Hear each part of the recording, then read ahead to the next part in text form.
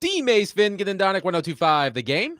Broadcasting from the Busy Bee Plumbing, Heating, and Air Conditioning Game Nashville studios, home of the $99 yearly Beehive membership, where the buzz is always about great service. Willie Donick, Derek Mason, Adam Bingen, and David Janes here with you. We hope you are having a wonderful Thursday, a beautiful day in our fair city. Willie wearing his Mets hat. He needs to.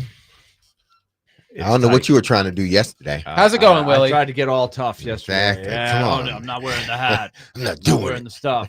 I'm not doing it. They got smoked. Because you didn't wear your hat.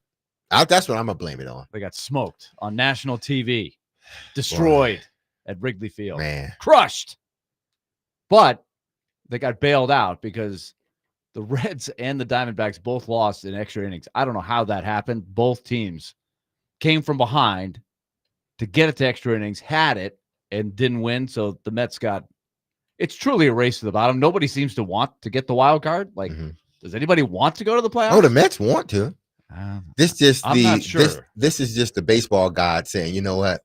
We're going to continue to have Met fans in misery. We're just going to keep them there. It's working. If that's what they're trying to do, it's working. The Reds right now lead the Pirates in the third game of their series. The Pirates have won the first two games, 2-0. So the Reds look like they're closing in on an opportunity to put the pressure on the Mets. They would close to within one half of a game.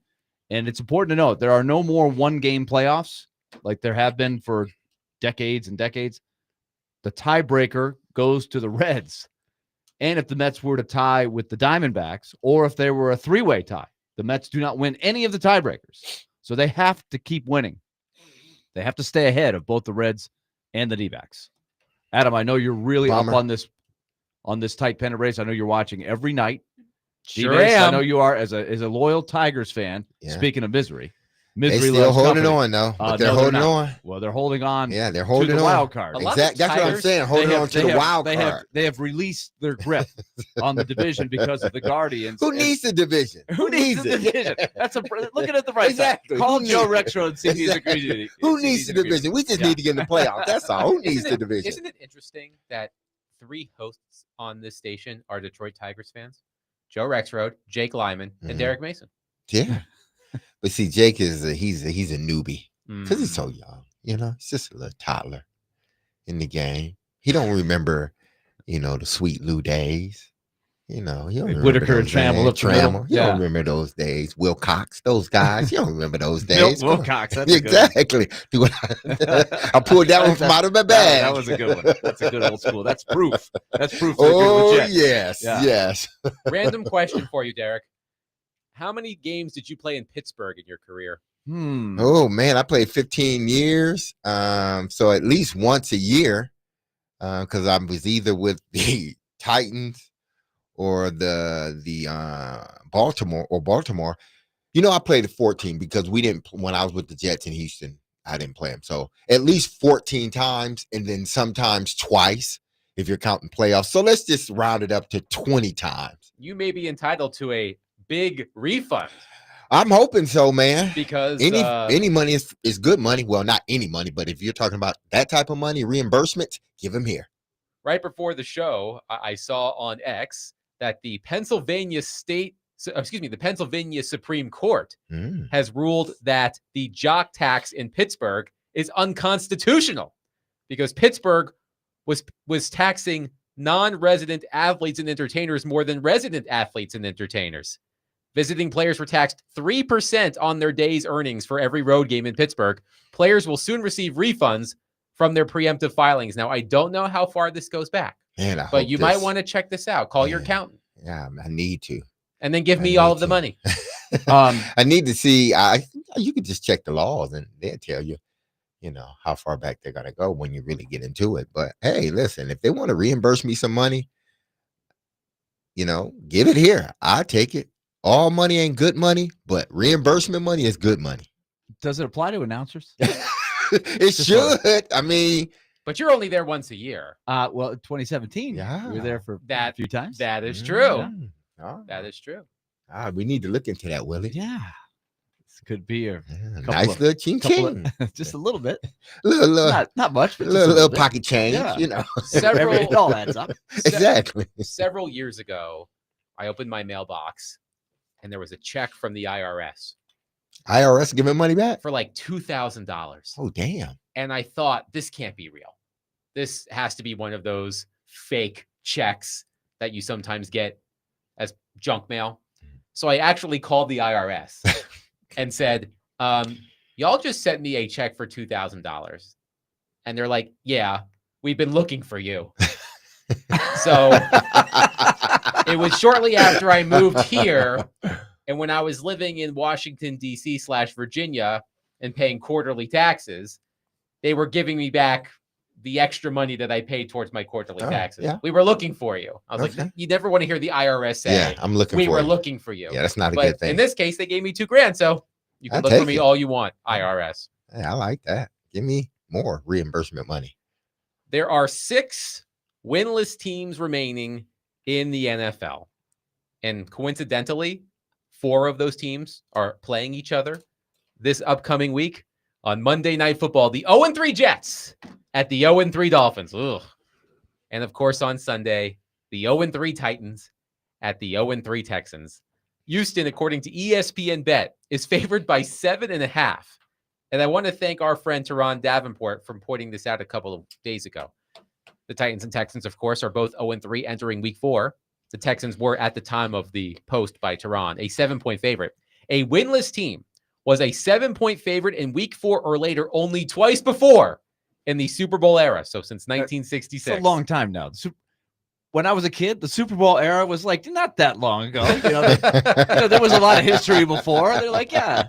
Now it's like Super Bowl era. That's a lot of football. Oh, yeah. So in 1994, the Oilers were 8.5-point favorites against the Bengals. Mm-hmm. And in 1996, the Saints were 7.5-point favorites against the Cardinals. So it's been since 1996 that a winless team was favored by at least 7 points. Doesn't that tell you a lot? Yeah, it does. So tells you how bad your team is. Correct. That's what it tells you. And one thing I'm wondering, of course, what's one thing we know about the Tennessee Titans organization and the city of Houston? The Adams family and the city of Houston, there is no love lost between those two entities. It's like the Hatfields and McCoys. And the way things are trending for the Titans, I'm wondering if a loss in Houston could trigger a reaction from Amy Adams Strunk. I was reminded of this earlier today. The last time the Titans won a game, by the way, was in Houston, roughly halfway through last season. The Titans have lost, if my math is correct, 9 consecutive games since then. But I remember after the Titans beat Houston in Houston last season, Amy Adams Strunk showed up in the team locker room with a big-ass Houston Oilers belt buckle. And I found audio, David Janes, if you will. I found audio of Jeffrey Simmons talking after that game in Houston about how meaningful that game was, particularly for Amy Adams Strunk. Here's what Jeffrey Simmons had to say last season. 1 minute. 1 moment, David Janes tells me. As you might imagine, it's an important game for the Titans, regardless of the situation, and the Texans too. The Texans are the only 0-3 team that actually had expectations heading into the season. The Titans, I mentioned, the Jets, the Dolphins, the Saints, and now the sixth winless team escapes me. But before we get back to that, here's Jeffrey Simmons last season on the Titans win in Houston. This feel good, not just for us, for Miss Amy. We know the history behind everything, and just to see her in this locker room, with tears in our eyes, how much this means to her. And that's the reason why, we, especially myself, go out there and give them all. We had a mindset last night. We talked about it. Let this game mean a little more and play for our owner.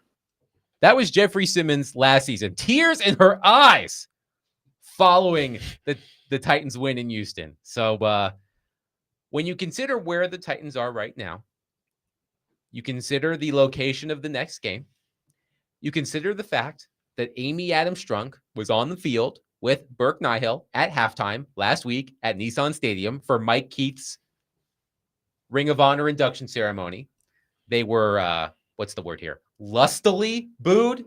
That's the only time you ever hear that adverb. Lustily. Hold on. I have to make sure it's the right definition. Sure. Yes. Lustily. There you go. In a strong, healthy, vigorous way.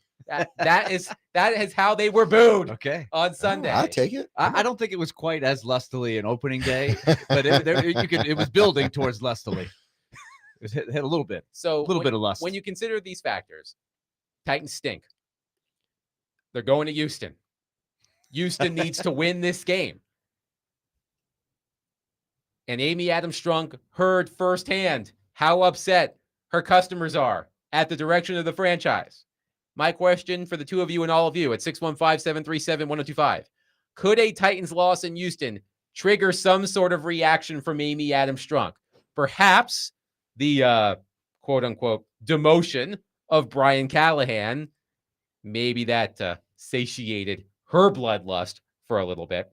But then again, Houston, it's a big deal for the Adams family. So if the Titans go to Houston and they lose, especially if they lose in embarrassing fashion, could we see Amy Adams Strunk do something emotional? I don't know. And that's sort of that's sort of the dilemma, I guess. You don't know if she's going to make a rash decision or not. We know what she has done in the past. And maybe, the demotion was hey, listen, let's get this right. And it's not going to be after the Houston game that she then, fires Brian Callahan. At least I don't think. So I don't know what else reaction she can have other than her being upset, because she wants to win all of them. But more importantly, she wants to win those two games they play against Houston. Make no mistake about it. So I don't know if she will. I can't give a definitive answer, but based on what has happened this week, what's transpired with Callahan giving up, offensive play calling duties, I think that sort of wards her off for a bit. That may, satisfy that thirst that she may have for firing somebody or doing something that many say is rash. Maybe that was it. Okay, he's trying to do something to change what's going on, or we've given him this opportunity and he's taking it. So now we're going to see how this plays out. Because my thing is, if you make a rash after he's demoted himself for whatever reason, it could have been Brinker to him telling him to, twisting his arm. He could have said, you know what, I'm gonna humble myself and I'm gonna do what's best for the organization. So regardless of all that, if she makes a decision to fire him, then that decision was already made. And this, let me rephrase that. I don't think that decision was already made. I think this franchise is in trouble. If she makes a rash decision after a loss to Houston, knowing that this roster isn't that good, because she's watched this roster just like everybody else. She knows how good this roster isn't. She knows that she has a young quarterback. So if she still goes out there and after the demotion of being a play caller to not being a play caller and strictly a head coach, and then after the very next game, you fire that man because of a loss, the organization is in trouble. That's all I got to say. We know that Amy Adams Strunk is a wild card and probably more likely to be wild after a Houston game. So I can't rule it out. You lined up the perfect storm, right? If all of that were to happen, which was what was so weird about last year's game. I don't think anybody expected them to win the game last year. Then they played one of the best games they played, and they Will Levis threw a pick six in the game, and they still won the game somehow. That was bizarre. They were meant to win. Oh, so I don't know. I do think the long game here is even more evident than anything. I don't worry if they lose and they end up, let's just throw a record out there, 2-15, and they pick first, the silver lining is that might be the best thing for them to pick first again, be in the driver's seat, and do what they didn't do last year. They're just doing it in reverse order, a la 88, 89 Cowboys. I mean, that's with the Cowboys built quickly. They took the quarterback first and took the lumps. Then they had picked it high again. They had Emmitt Smith. They did the Herschel Walker trade, and the rest is history. But the Titans are so far away roster-wise. They kind of need to pick high. They just need to do it. As you said, Derek, before the show, they've got to keep the quarterback upright. Exactly. They've got it. They can't lose the quarterback in the process. Let's go to Mark on our phone line, driven by WilsonCountyHyundai.com. Mark, thank you for calling. Go ahead. Thank you for having me. I apologize if you already answered this question earlier today or yesterday. I just now tuned in, but had a question for either Willie or Derek or whoever is more in the know regarding the Titans and their coaching staff. My question is, and I totally agree with the decision of whoever's decision it was to relieve Brian of his play calling responsibilities. But my question is, why did it go to Bo Hardigree, the quarterback coach, instead of the offensive coordinator, Nick Holt? And why is Nick Holt called the offensive coordinator if he doesn't call plays? Thank you for the call, Mark. Quickly, Derek, we have received this question, Mark, quite a bit over the past few days. Yes, the only logical answer I can come up with based upon the resume is that Bo Hardigree has had experience, albeit limited, but he has had experience calling plays. He called plays in the interim when he was with the Las Vegas Raiders for like a 8-game stint, and the Raiders offense did pretty good. So I think by that alone, and Holtz has never called plays, even being, labeled the offensive coordinator, he still wasn't calling plays. So I just think Brian felt comfortable knowing that his job is on the line, that I'm gonna give it to Bo Hardigree because he's used to calling. He knows how to call plays. He's been in this situation before. So that's what I can come up with. Maybe it's more, maybe it's not, but that's what I sort of came up with. Why, Hardigree got it instead of Holtz. 615-737-1025. Our phone and text lines are driven by WilsonCountyHyundai.com.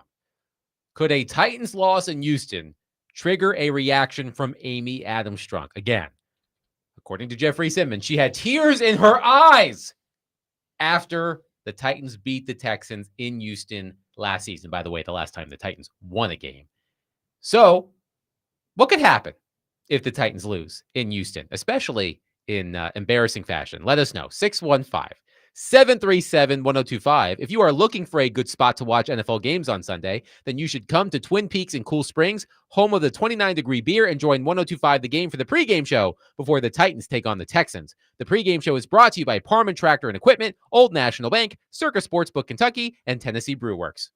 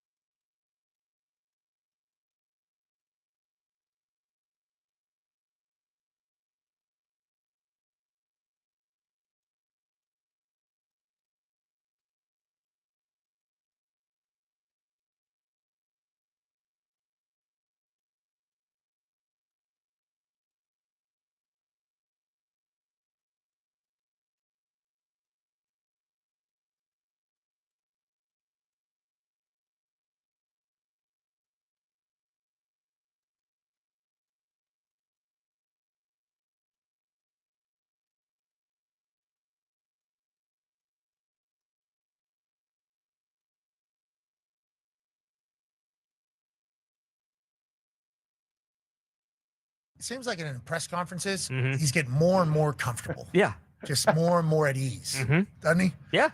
God, that guy, it might be good for him to not have that job anymore, you know? Yeah. Wait, Seems like a calling great guy. plays Seems like a great or guy. the head coach? Well, I guess calling plays is something that's going to change. The just the whole thing, just it doesn't look like it's good for him. Have you seen the guy have an enjoyable moment? No, absolutely. He hates his life. Not one happened. And Every he's second in of it. Nashville. He Yeah. took the first step, Pat. He took the first step. First off, you relinquish the play calling duties, and then when that doesn't go well, you get the play calling duties back. And when doesn't go well, then you eventually get fired. That was Pat McAfee and the crew talking about Brian Callahan. And I heard that and I thought to myself, you know what? Brian Callahan doesn't look like he's having a good time. Understandably so. There was one thing that he said that isn't true. What's that? When you give up your play calling, You're not getting duties, it back. you're not getting them back. you're not The getting it next back. step is out the door. No. You're not getting them back. I would agree. I don't know what he was thinking. Can we even cite an example? of Exactly. when There's not even somebody any did that? examples. I It mean, doesn't get to that. It's like when a quarterback gets benched, right? Rarely does that quarterback Yeah. get an Well- opportunity with the same team. With the same team, With Yes. the same team. and I would say even with the same team, it happens more than the play caller gets the play call. oh, yeah, that happens. more Unless than they look anything. around, they can't find anybody else on the staff. that Like, can call well, plays. come on back up. You up again, man. we don't have anybody else, please. At that point, everybody getting fired. 615-737-1025. My question for all of you. Could a Titans loss in Houston trigger a reaction from Amy Adams Strunk when you consider the history between the Adams family and the city of Houston? The fact that Amy Adams Strunk was brought to tears, apparently, last season, according to Jeffrey Simmons, when the Titans beat the Why y'all Texans. laughing, man? Well, because they were like I mean, they 3-8 or whatever when they won this Hey, game. It was an important. I know that, but Tears in her eyes. But this is the disconnect to me that I reference a lot. No, I mess with y'all. Is that it doesn't it's not a big deal to the Titans fans here. It's nice to beat your division rival, but there's not this hatred of Houston and this history that I get their family shares. But it's like a big deal to them. don't expect us to worry about that much. The Fine. team does. Remember the I know jersey the thing team- we the talked team about gets it. with the Texans blue or whatever Yeah. Houston blue or whatever Yeah. it's called. Oh man. Let's go to Gorilla on our phone line, driven by WilsonCountyHunter.com. Gorilla, thank you for calling. Go ahead. What's going on with you guys? How you guys doing this afternoon? Doing good. All right, me too, man. No, I don't think it means much of anything. I mean, you got to think about it.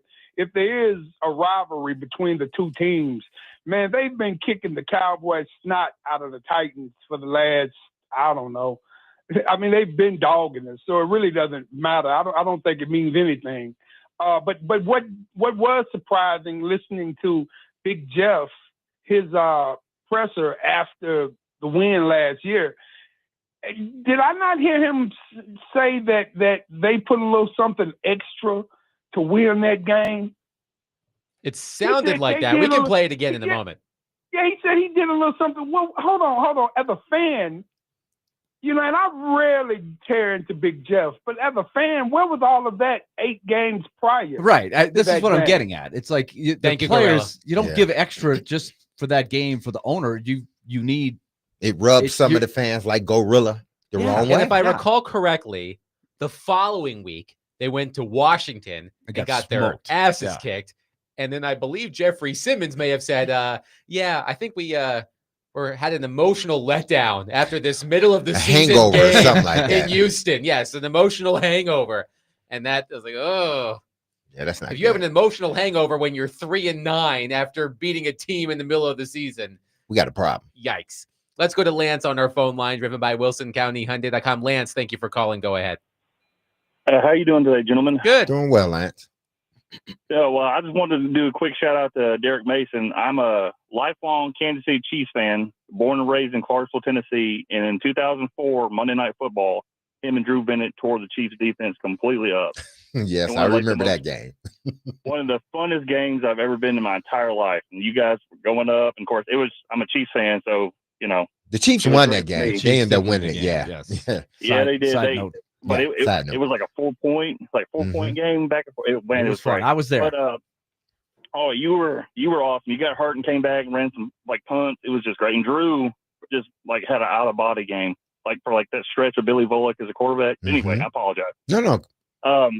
So about Amy, I think anything with Houston, like looking at all the football lives on Warren Moon and the '93 Houston Oilers and all that stuff, that Houston history means a lot to her. So anything to do with Houston, if she loses a game, I think it's a big deal. I was surprised that Brian Callahan kept his job after losing last year in the Oilers uniforms, to be honest with you. So for me, it's like, I really think that no matter what, like, I think Brian Callahan is gone this year because the general manager didn't pick him. And you guys have talked about this over the last couple of weeks where they're doing this. Well, they got the coach and then the GM. Fire the coach, get a new coach. Fire the GM, get a GM. All that, just, hot potatoing and all that. And until they finally get like a true vision, the franchise is just going to be middling at this point because, the roster has dwindled down to what it has because of bad decisions in the draft and some in free agency. But anyway, I just want to tell you guys, thank you very much. I really appreciate the show, and I hope you guys have a good rest of your day. Thank you, Lance. I want to read from a story that Paul Kaharski wrote earlier in the week. This was before Brian Callahan announced that he was relinquishing play calling duties. Kaharski wrote, quote, results in Houston against the Texans always carry extra weight, considering Strunk's primary residence is in a nearby suburb, and the fact that the Texans got the stadium deal from the city that her dad couldn't get, which prompted the move to Houston in the first place, or from Houston in the first place. The Titans play there on Sunday. And after games in Arizona and Las Vegas, they return to Nashville for Week 7 against New England and Mike Vrabel. The Patriots are a struggling first-year team, but Vrabel will return to town seeking blood. Bloodlust, right? Mm-hmm. Whatever you feel about him, he's a superior coach to Callahan, and that makes things even worse. A loss in Houston and or a loss to Vrabel are the sort of emotional triggers that could prompt Strunk to re-involve herself if Brinker and Borgonzi haven't acted already. Now, if my quick math is correct, this was written before Callahan gave up play calling duties. So perhaps that's Brinker and Borgonzi acting, to borrow the words from Paul Kaharski. But this is sort of what I'm getting at here. Amy Adams Strunk, for whatever it's worth, it's a Week 4 game against two 0-3 teams. Houston's season is hanging on by a thread, and this was not where Houston was supposed to be. The Titans 0-3, that makes sense. The Jets, that makes sense. The Saints, that makes sense. The Giants, that makes sense. Houston wasn't supposed to be 0-3.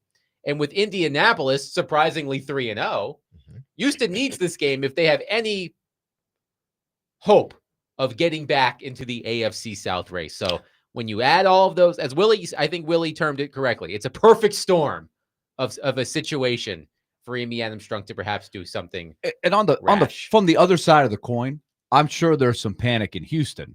Like, oh my gosh, if you lose this game, if you lose to the Titans to go 0-4, like the boos could be raining down. The word you used, can we get the ding ready again? Lustily. Where's the bell? There could be some lustily booze. What? I'm sorry. What? I'm sorry. That really came out wrong. Booze.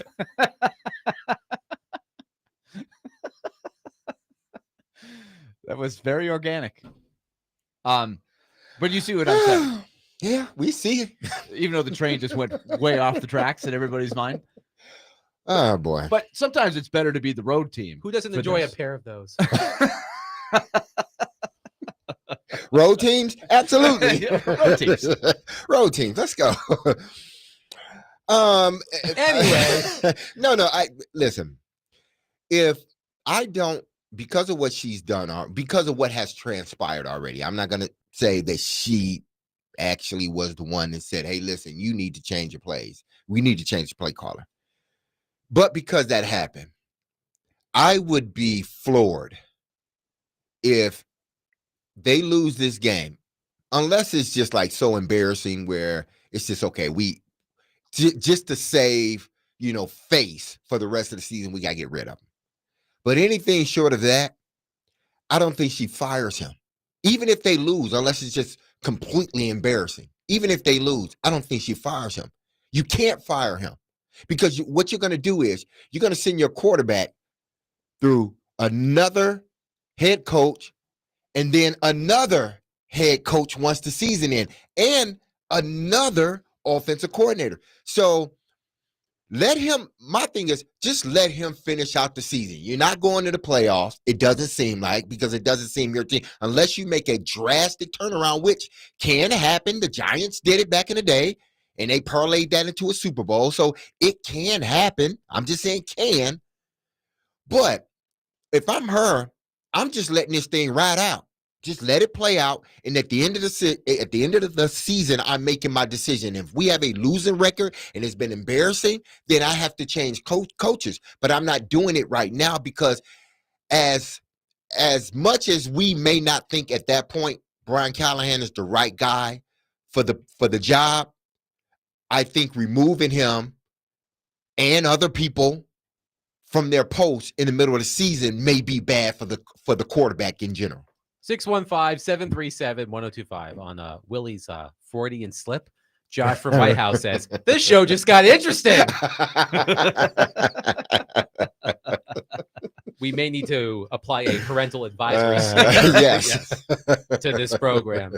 615-737-1025. We will take your reaction on the upcoming game between Tennessee and Houston this Sunday. The winless Texans are 7.5 point favorites against the winless Titans in Houston. But coming up next, we'll switch. See, look at Willie did. Look at Willie did. My bad. It's all my bad. Well, you did bring up lustily. You were the first person. I'm to not bring the one up. that said lustily. You planted all the seeds. Okay. And then you said it again. I did it on purpose. I did it on But purpose. still. Coming up next, Mitch Light will join us. We'll switch gears, is what I was trying to say. Mitch Light will join us to preview the weekend ahead in college football. 615-737-1025. Our show is presented by Bax Homeworks. Bax Homeworks transforms kitchens, bathrooms, and living spaces into places you can't wait to come home to. Get an estimate today at baxhomeworks.com.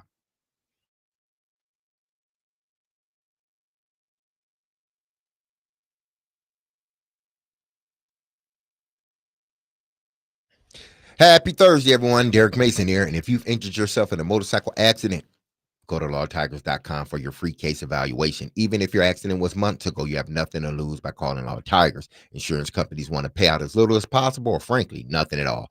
Law Tigers make sure you get the compensation you deserve and doesn't get paid until your case has been settled. Look, they understand how much your bike gear is worth to you, so they will get it all repaired, or better yet, replaced.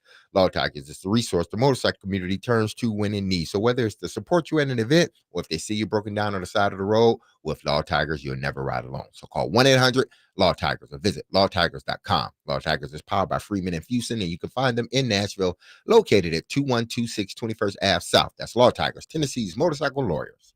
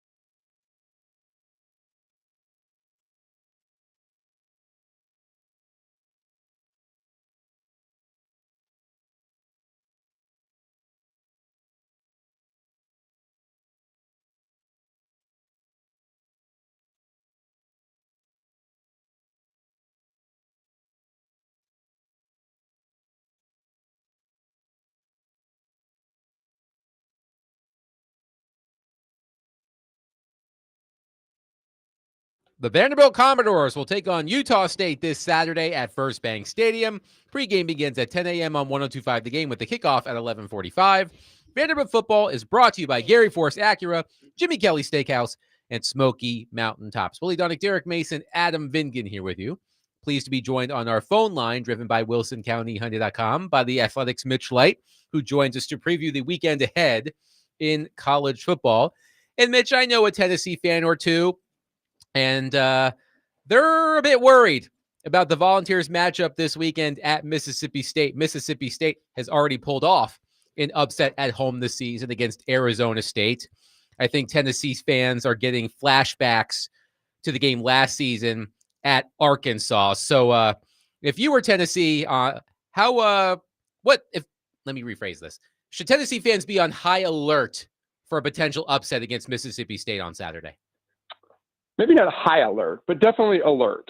Mississippi State's clearly better than most people thought, but we're at that stage of the season where when you're evaluating teams, you kind of have to evaluate who the other teams have played. Like they beat the defending defending Big 12 champs, and the team picked to win the Big 12 this year, Arizona State, 24-20 in Starkville. Clearly a good win.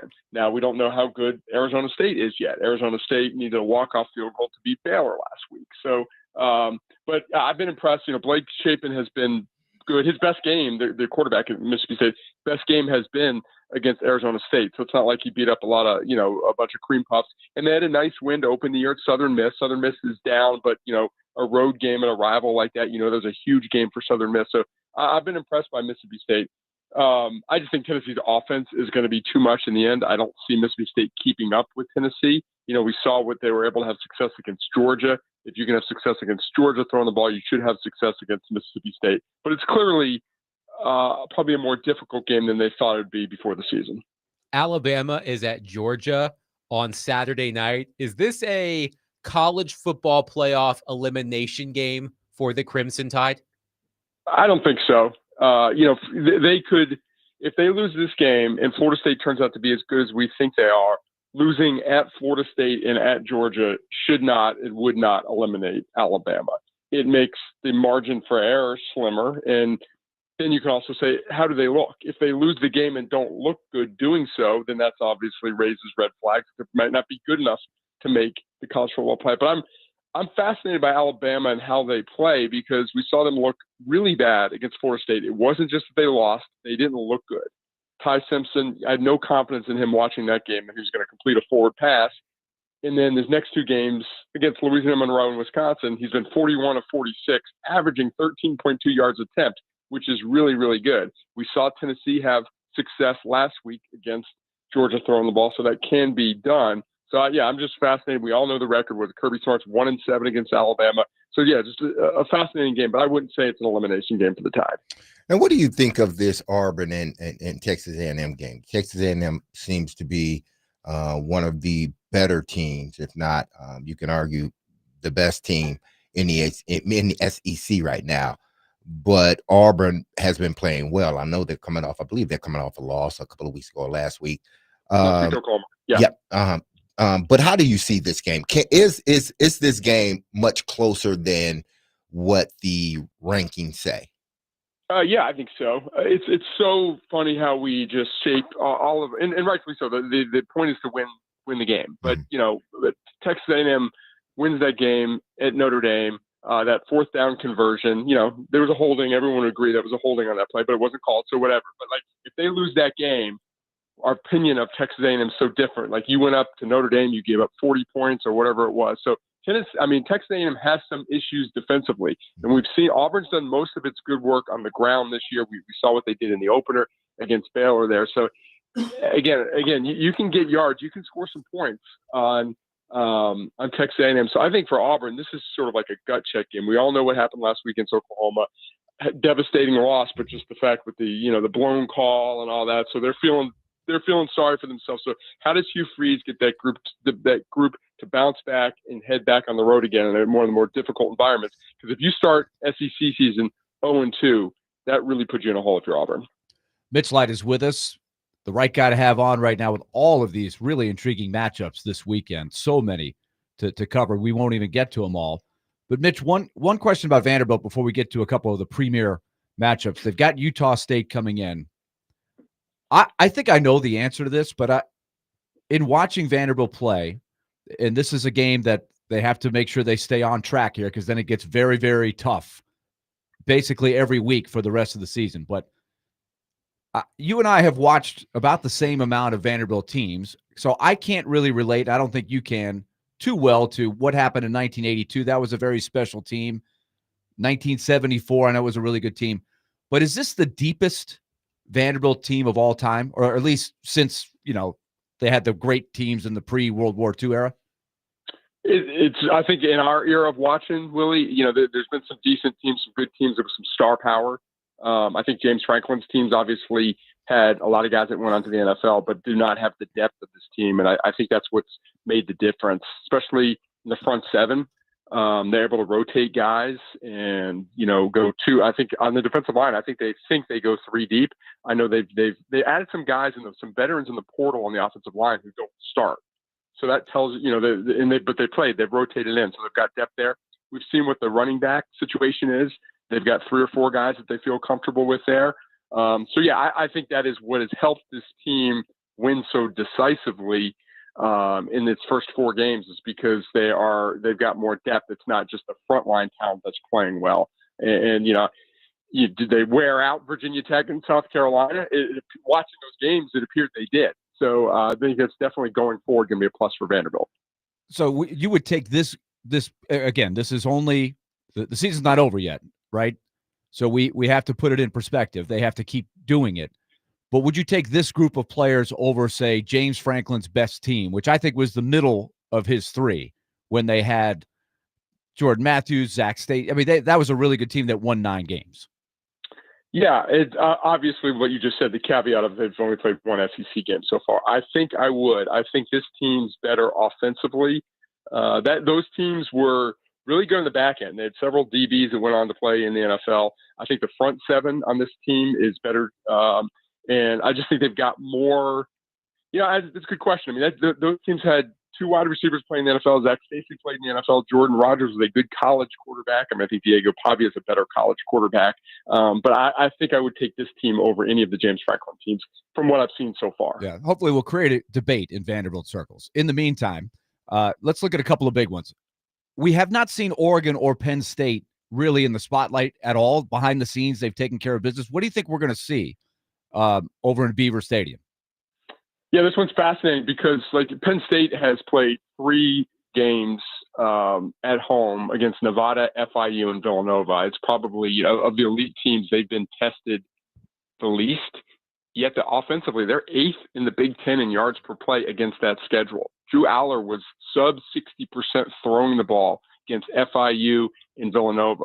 On the other hand, they've only given up 17 points in 3 games, but we expect them to be good on defense. Can they play well enough offensively? Because Oregon has been great offensively. A stat that I like to look at, and you got to dig to find this, is yards available. If you just take every time you get the ball, if you get the ball at the 20, you have 80 yards available. So what percent of yards available does an offense get? And Oregon is second nationally. They get 82.3% of yards available.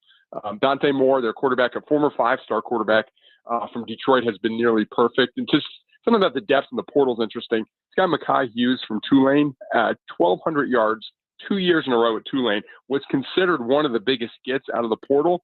Running back, he has 17 carries for the year. He's down the depth chart. So, I don't know if he's just not good enough or they're so good at running back. The point is, Oregon's really, really good offensively, and it concerns me from a Penn State point of view that they have not been good offensively, and can they keep up with Oregon? Now, a Penn State fan, Willie, might tell you, they haven't had to show much in those 3 games. They didn't really have to break a sweat. Well, we'll find out if they can score enough. My pick would be Oregon on the road. Incidentally, Penn State is favored, though. Seems like there's a little bit of doubt in LSU being legitimately the 4th best team in the country, given the fact that they are slight underdogs at Ole Miss. And it's no knock at Ole Miss. They're good. But did that surprise you a little bit that Ole Miss is favored in this game? No. LSU's got some offensive issues. Now, stats are, you got to look at who teams have played. I just mentioned Penn State's schedule. Well, LSU has played Clemson and Florida. And you can say both those teams are disappointing. They are. One's 1-2. I think one's 1-3. But they still have good athletes in the defensive line and defensive front. But LSU is 13th in the SEC in yards per play at 5.7. They are just they're it's not that dynamic offense that we thought. They're not running the ball very well. Again, they're very good defensively though. And Ole Miss has been Trinidad Chambliss to me is one of the great stories in college football this year. A Division II transfer at quarterback was brought in basically to back up Austin Simmons. Well, Austin Simmons has been banged up, and Chambliss has been great. A dual threat. This Ole Miss team can score a lot. So I like Ole Miss to win this game at home. I don't trust this LSU offense. I'm looking this down the road and foreseeing a group of SEC teams that are going to sit there going, look at our schedule, look how tough it is, and let's say they've got 3 losses. And I'm looking at this Indiana team, and I can see a situation where they might have 1, maybe 2 losses. I'm just curious about this Indiana group compared to last year, because I think it's going to end up being a pretty interesting debate if they end up being in the same position after all the criticism they took last year. Well, their schedule is more difficult this year. They play both Penn State. I believe it's Penn State and Oregon. I know they. Yep, those are the two toughest ones that they've got. They're at Penn State and they're at Oregon. Last year Ohio State was really the only great team that they played, and we'll see. I don't think Illinois is going to bounce back and have a great year. They're really banged up. Let's say Illinois does bounce back. That win looks better and better. I think this team's better. I think they're more skilled offensively. Fernando Mendoza has been great at quarterback. I didn't realize this. He's now, you go to BetMGM or any of the sites, he's the Heisman favorite right now. He's been nearly perfect. So I think this team is better. And if they keep beating the you-know-what out of teams, even just average teams, they're going to gain more respect there. So Indiana's not the team that I would like. A 1-loss Indiana team versus a 3-loss SEC team, I don't think it's a question. I think, Indiana, because that would mean they beat either Penn State or Oregon, and then 1 loss have they played in the championship game in the Big Ten. We'll see, but I've been really impressed with this Indiana team. Mitch Light from The Athletic has been our guest on D. Mace, Vingan, and Donick, helping us preview the weekend ahead in college football. He joins us every Thursday at 3:40. Mitch, thank you so much for your time. We'll catch up next week. Sounds good, guys. Take care. Indiana's pretty good, D. Mace. Google me. Hey. Remember Kirk Cedenic last year? Hey, don't know me? Google Hey, me. they 4-0. What? 3-0 or 4-0? They're 4-0. 4-0, And yeah. they have scored, not that they played great teams, but they did beat Illinois, who was number 9. They've scored 27 against Old Dominion. Old Dominion's pretty good. 56, 73, 63 in the last 3. So they've got Iowa this week. I'm just curious. People are going to go nuts.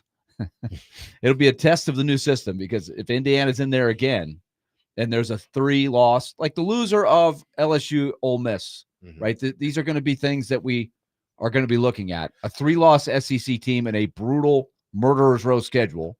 And I'm sorry, Indiana does not have as tough a schedule, even though they do have the 2 tough games at Oregon and at Penn State, which will be the key for them. They may not lose another game. Yeah, if they win both or 1 of the 2, then they will be. I think they will be in a better position than they were last year, because depending on how Illinois finish up, if Illinois still finish up as a top 25 team, then that's a good victory. You pull a victory out of 1 or 2 out of top 5 teams, that's pretty good, depending on where they're at when you play them. So, I mean, the argument still would be there if Indiana, say, lose 1 or 2 games. The argument is still going to be there. Adam, you love chaos. I do. 615-737-1025. We will keep the college football conversation going. Some interesting matchups in the SEC this weekend. We talked about some of them with Mitch Light. We will continue to do so. Coming up next, 615-737-1025. Saturday's college football game of the week is Oregon versus Penn State at 6:30 p.m. on 94.9 The Fan. It's presented by Twin Peaks Restaurants and Circus Sportsbook Kentucky. Coverage is also available on the Game Nashville app and at thegamenashville.com.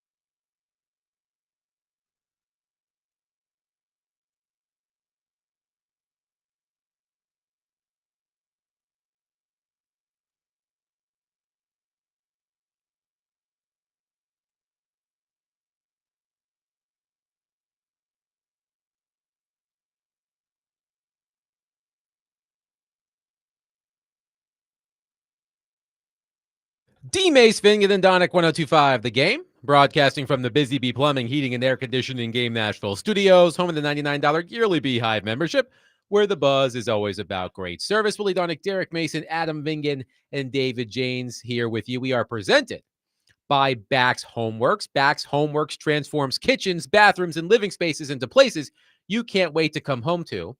I do want to give a shout out to my wife's coworker, Ann Lawrence. Ann Lawrence was having a conversation with my wife, and Ann Lawrence mentioned that she needed a handyman.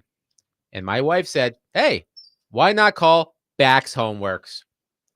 Now we have a satisfied customer, excuse me. Comforter too. I got a satisfied Well, comforter. I mean, It's very comforting. Yeah. I mean, to be fair, satisfied comforter is better than lustily boobs. In case you missed that in the first hour.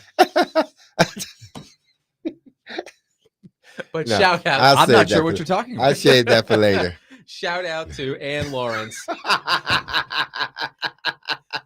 I could throw the whole show just off the rails with one thing. And you too can be a satisfied customer or comforter by going to baxhomeworks.com.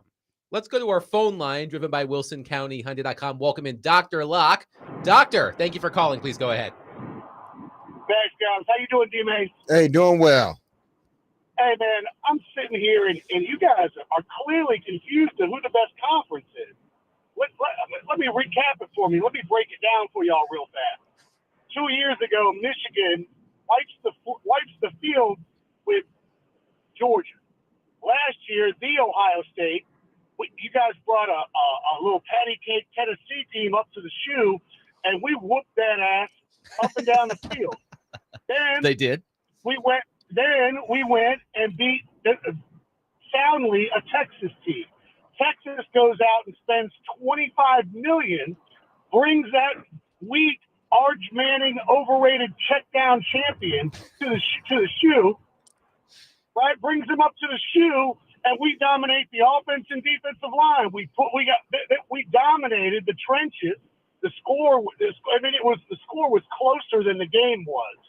And let's keep going. Let me keep breaking it down for you fellas, all right? So last year, LSU, one of the 3-loss SEC teams, they opened the season in Las Vegas to what turned out to be a mediocre USC. Teammates, who won that game to start last season? Which one was that? Yeah. I'll give you a hint. It wasn't LSU. It wasn't LSU, yes. Yeah. Oh, you're damn right it wasn't. I'm going to keep going, though.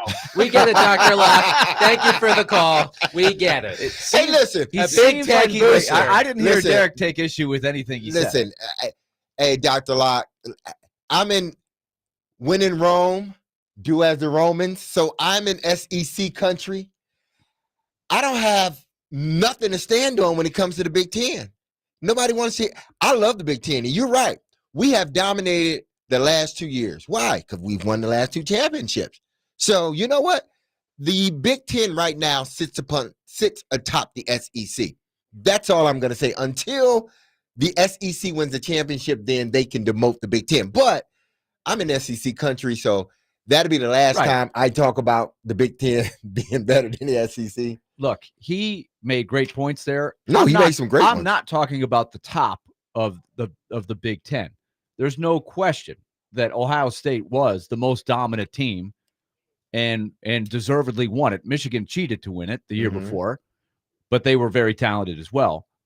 I'm talking about the depth and the week in and week out tests. There are weak sisters at the bottom of the Big Ten. Everybody knows it. They have too many teams in the league.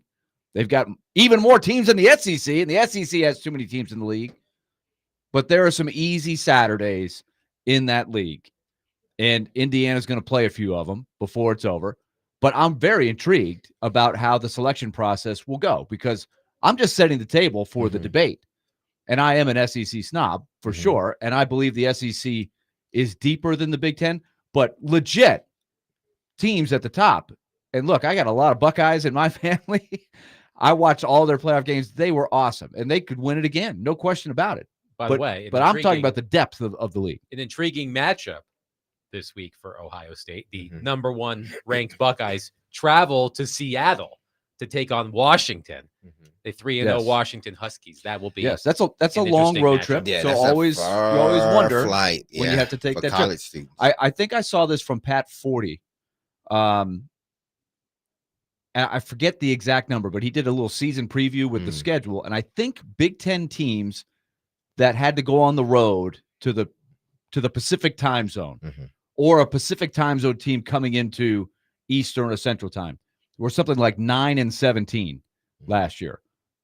Now, that doesn't mean Ohio State can't go out there and do it because Ohio State's better, but Ohio State's only about a touchdown favorite. So Washington's pretty good. That's not a gimme.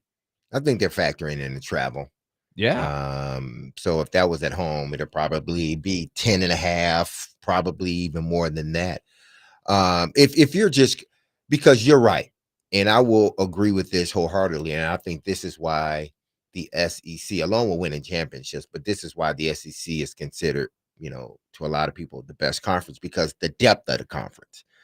Yeah, the Big Ten can go head to head with the SEC when you're talking 4 or 5 deep. But then after that, that's where the Big Ten have a problem with holding on. And that's what hurts. That's what may hurt a team like Indiana this year. It didn't hurt them last year, but because it was so much uproar, if they don't win one of those games versus Oregon, or who else they got? Ohio State, Oregon, and Penn State. Oregon and Penn State. If they don't win one of those games or both of those games, if they finish with 2 losses, they're not making it in the playoffs. They need to look good in those Yes, games. exactly. It'd be hard for them to make it to the playoffs. Nate on our text line says, this guy knows we're in Nashville, right?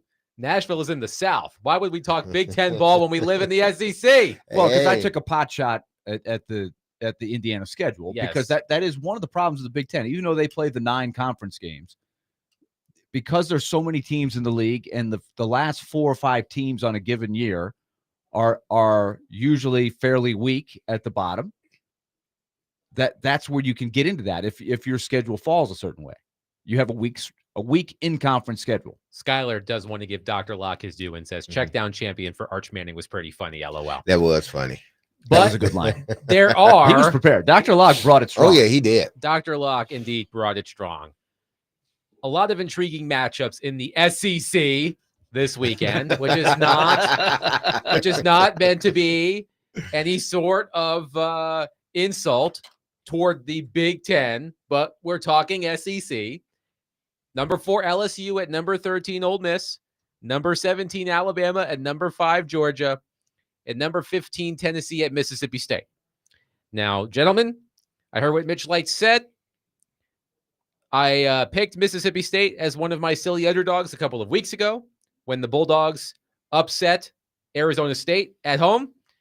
And I'm just going to tell you what my gut tells me right now. I think Mississippi State defeats Tennessee on Saturday. Really? I don't know why. So you think this could be another who did they lose to Arkansas last year? Tennessee lost at Arkansas. Yes. And remember, when we were talking to Hutton yesterday, he mentioned that Chad Withrow, noted Tennessee fan, is nervous about this game on Saturday and thinks it's going to be this season's version of the Arkansas game. I don't know why I'm feeling this way. Maybe it's because I watched Mississippi State take down Arizona State, and I liked what I saw. But the Bulldogs are 4-0. I believe they've already doubled their win total from last season. I think they only won twice last season, if I'm not mistaken. You guys tell me if my gut is wrong, but for some reason, I think Mississippi State is pulling off the upset on Saturday. I'm not going to say I wouldn't be surprised if it happened. The Vols, by the way, have won 8 of the past 9 meetings between them. Yes. The Vols, they're a damn good team. But sometimes when you have a loss, the way because you hear players say it so many times, especially after that next game, and say if they lose that game, from an emotional standpoint, they gave a lot in that Georgia game, and ended up losing. That may take a little bit out of them. Arkansas may be getting them right at the right time. Sometimes you say, well, losing a close game like that, should propel you.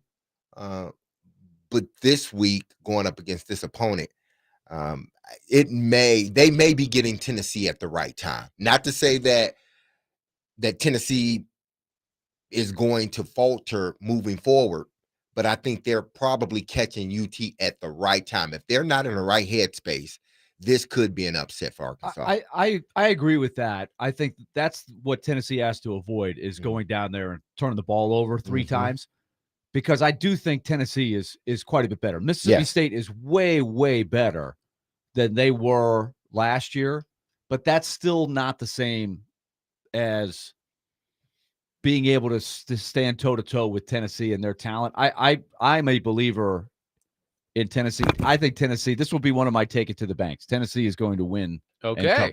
By the way, Tennessee averaging a robust 53.5 points per game. Right, and they scored 70-something against Chattanooga or whoever that was that they played. But, and everybody has one of those. But the tempo does seem to be back. It does look like the quarterback is more comfortable in that system. I think he continues, Aguilar, to get more and more believers that he's better than Nico. He is just flat out the better guy for this team. And I think if they show poise on the road, and that seems to be the only question with him, is he going to be week in and week out able to avoid the turnover issues that he had? But I agree with what Mitch said. I think they're just going to outgun him. Mississippi State, I think, will have their moments, but I think Tennessee is just going to outgun them. By the way, Chuck on our text line says, it can't be last year's Arkansas game because Mr. Run out of bounds on the last play is not there. Well, you know how Chad was joking about the Vanderbilt fans caring more about Tennessee losing than Vanderbilt winning? Last year, when Vanderbilt beat Alabama, literally they were carrying the goalposts down West End and Broadway while Tennessee was losing to Arkansas. It was like the perfect Saturday. People didn't know, like, oh my gosh, what do I do? Do I watch the goalposts or do I watch the end of this game? Let's tear down the other goalposts. Let's do both. Man. The other 2 matchups that I mentioned, the 2 ranked matchups, LSU at Ole Miss, Alabama at Georgia. Your quick thoughts on those 2 matchups. Which of those 2 intrigues you more? Alabama, Georgia, for this reason. For 2 reasons, I think. Alabama loses, their chances of making it to the college football playoffs. I know there's 12 teams, but their chances, man, they become very slim. Yeah, Mitch said that it's not an elimination game for Alabama if they lose, but it may as well be, depending, based on the road that they would have to take. Exactly. It's how it goes down, right? If it's last second field goal, that's different than getting soundly whipped. Yeah. So 1, and then I think 2, if DeBoer, because for so long, I mean, Alabama has had Georgia number. Well, Coach Saban has had Georgia number. Let's say that. Not Alabama. Coach Saban has had Georgia's number. Coach Saban isn't there anymore. And if you can't start to show that you can beat these teams consistently, I mean, there's some simmering down there already, I'm sure, in Tuscaloosa. If you don't win this game, and if you get embarrassed, they're going to be calling for you. They're going to be calling for him to go. I'm not saying he will. They're going to fire him. But, boy, I listen to Paul Feinbaum show sometimes late at night. And, boy, oh, boy, if Alabama loses, I'm going to turn on his show because it's going to be show. That's how I feel. That's how I feel after – sorry, Connor Newt. That's how I feel after Kentucky basketball loses a big game, and I turn on Kentucky Sports Radio with Matt Jones. Just for the entertainment of it. Yeah. Same thing. I get it, Derek. Well, I love the word simmering. I was reminded of the SNL skit, simmer down, because they're not going to simmer down. Because I think this is the thing. Like DeBoer's best win, of course, was last year over Georgia, and everyone's like, this is – and then they proceeded to have a lot of trouble the next week, of course, is when they lost to Vanderbilt. But all along those lines, Alabama in particular, under DeBoer, when they've gone on the road, have not played well. 2-4, if I'm not mistaken, on the road. And this is, without question, a very tough place to play on the road. So they have to show that they can hang. So the simmer, it's going to heat back up. He's been able to quiet down the critics to a degree because they have looked very sharp. But this will be a great test.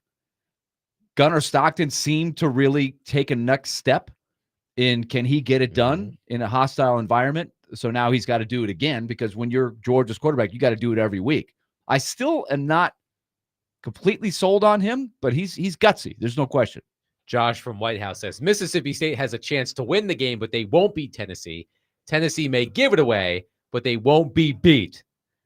It's still a loss either way. I might have struck a nerve, but keep in mind, 3 consecutive wins and silly underdog picks. I'm just saying, my gut has been working for me lately.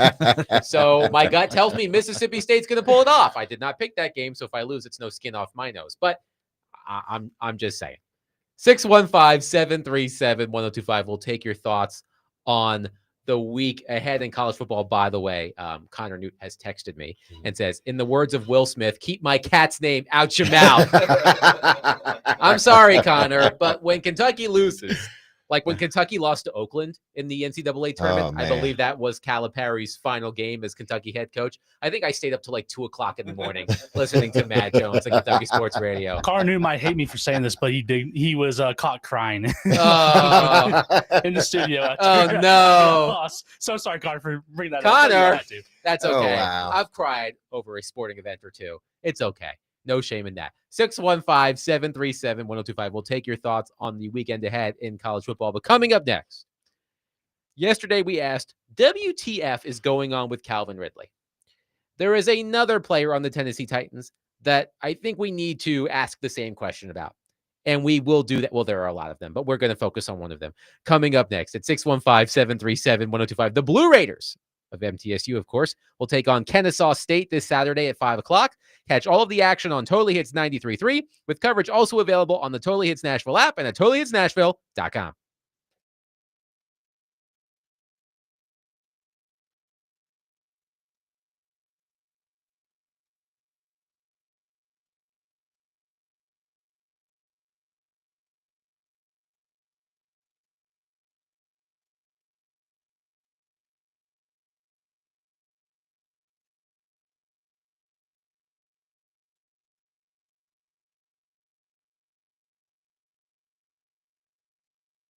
F&M Bank. Banking made easy on purpose. Just thinking F&M, the Predators have their prospect showcase game tonight, or I forget what they call that exactly. I'm using the wrong nomenclature. The Gold Star Showcase. Thank you, Adam. But it takes place at F&M Bank Arena over in Clarksville. And I know all of you in Clarksville are probably aware that F&M Bank has 6 locations over in that fine city. And the Predators and a lot of their youngsters will be front and center stage tonight, and we'll have the game for you right here on 102.5 The Game. So F&M Bank also sponsors our Take It to the Bank segment Fridays at 5:45, and we have a great time with that. F&M Bank has a very simple message for you. They want to take stuff off your financial plate. They want to make your banking lives easier, and so all you have to do is find the nearest location and go to work. myfmbank.com. There's 20 of them in our listening area. Your business means more to them. Give them a shot. myfmbank.com. It's F&M Bank, banking made easy on purpose. Member FDIC.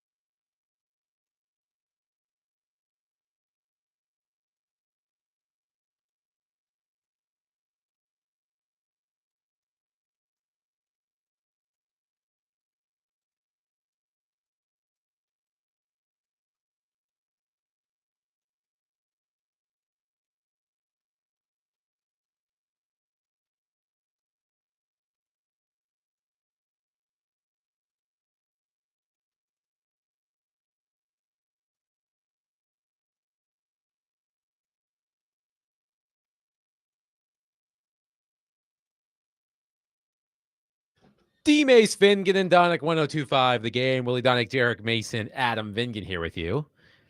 You may have just heard Willie referencing the Gold Star Showcase for the Nashville Predators. That is tonight at F&M Bank Arena in Clarksville. Starts at 6:30. That game will be broadcast right here on 102.5 The Game. The rosters, by the way, have been released for the game. Some notable additions. Zachary LaRue will be playing in this game. Willie, correct me if I'm wrong. He hasn't been practicing at training camp. Not for the last several days. Yeah. So he has not played in any of the 3 preseason games yet. So this will be his first game action, so to speak. Tanner Molendijk will also be participating. His first game action as well. Yes, he got injured in the practice before the rookie tournament. So he has been out for a couple weeks. So it's good to see him back in there. So once again, the Gold Star Showcase will be at F&M Bank Arena in Clarksville tonight, a 6:30 p.m. start. You can listen to that game right here on 102.5 The Game. It will also be streamed on NashvillePredators.com. Back to the Titans. Yesterday, we talked about Calvin Ridley and what the hell is going on with Calvin Ridley. And today, I want to keep that series going, the What the Hell is Going On With series, when it comes to the Tennessee Titans. a lot of material there. And today, what the hell is going on with T'Vondre Sweat? That's the next installment in the What the Hell is Going On series. So T'Vondre Sweat missed most of training camp with various ailments. He had an oblique injury, then he had a tonsillectomy. He missed pretty much all of training camp, as I said. Did not play in any preseason games, if I recall correctly. Then he suffers an ankle injury. Last week, he was limited in practice on Wednesday and Thursday, did not practice on Friday, and then on Saturday, the Titans put him on injured reserve with that ankle injury, meaning he will miss at least 3 more games. He has to miss at least 4. The first one was last weekend against the Colts. So Sweat will have to miss 3 more games. Now, Paul Kaharski said on our show the other day and has reported that Sweat re-injured himself on Thursday, hence the IR designation. But Willie, you mentioned this with Hutton yesterday, if I recall correctly, that last season, after the Titans drafted T'Vondre Sweat, there were concerns about his weight and his conditioning and how much is he going to play. And I thought he answered all of those questions last season. He was available. He played, I want to say, roughly 2/3 of the defensive snaps. So I thought he quieted those doubts. But now I feel like we're having the conversation we thought we were going to be having about T'Vondre Sweat last season. What the hell's going on with T'Vondre Sweat? This one is really one to watch, I think, because not only did people question, it became a big thing in the summer. Like, oh my gosh, they used the 2nd round pick on this guy. Is he even going to get on the field? There were character concerns, if I'm not mistaken. Some. That wasn't the biggest issue. There was an off-field incident, I believe, right? Did he have a DUI? DWI, Sweat, something like that, right before the draft? I think Am I remembering that right? He was arrested. Yes, he was arrested for been. DWI. A DWI. Okay, so, and you're like, how could that happen right before the draft? What kind of decision making is that? So there were a lot of people that were concerned that this was going to be the next in a long line of draft picks that have not worked out. He played very well last year, very well. And so that's what I'm not sure what to think this year, because some of this I think is out of his control. The tonsillectomy, and he's gotten hurt. But you put all that together, and this does, I think, test your character, right? When you have some things pile up on you adversity-wise that, it's not on you. Your attitude with your physical therapy, with your rehab, that does make a difference in how quickly you can get back on the field and be effective. It's one thing to get back out there, but he's going to have to do very, very well to get up to speed and get anything out of this season. He's surrounded by a team that's really struggling. So this is going to test his character, maybe even more so than all of the challenges last year. Oh, it's going to test a lot. Most important, it's going to test his conditioning. and his diet and his weight. Things that were questioned before he ever took his done tests. Why? Because he's not working out as if he was getting ready for a game. He didn't play much during preseason, didn't practice much because of what was going on with him. That was out of his control. He lose weight, puts back on weight, obviously, can play the first game of the season. He plays, does well, but then all of a sudden, now he's on IR. I'm afraid that this may end up being a lost season for him.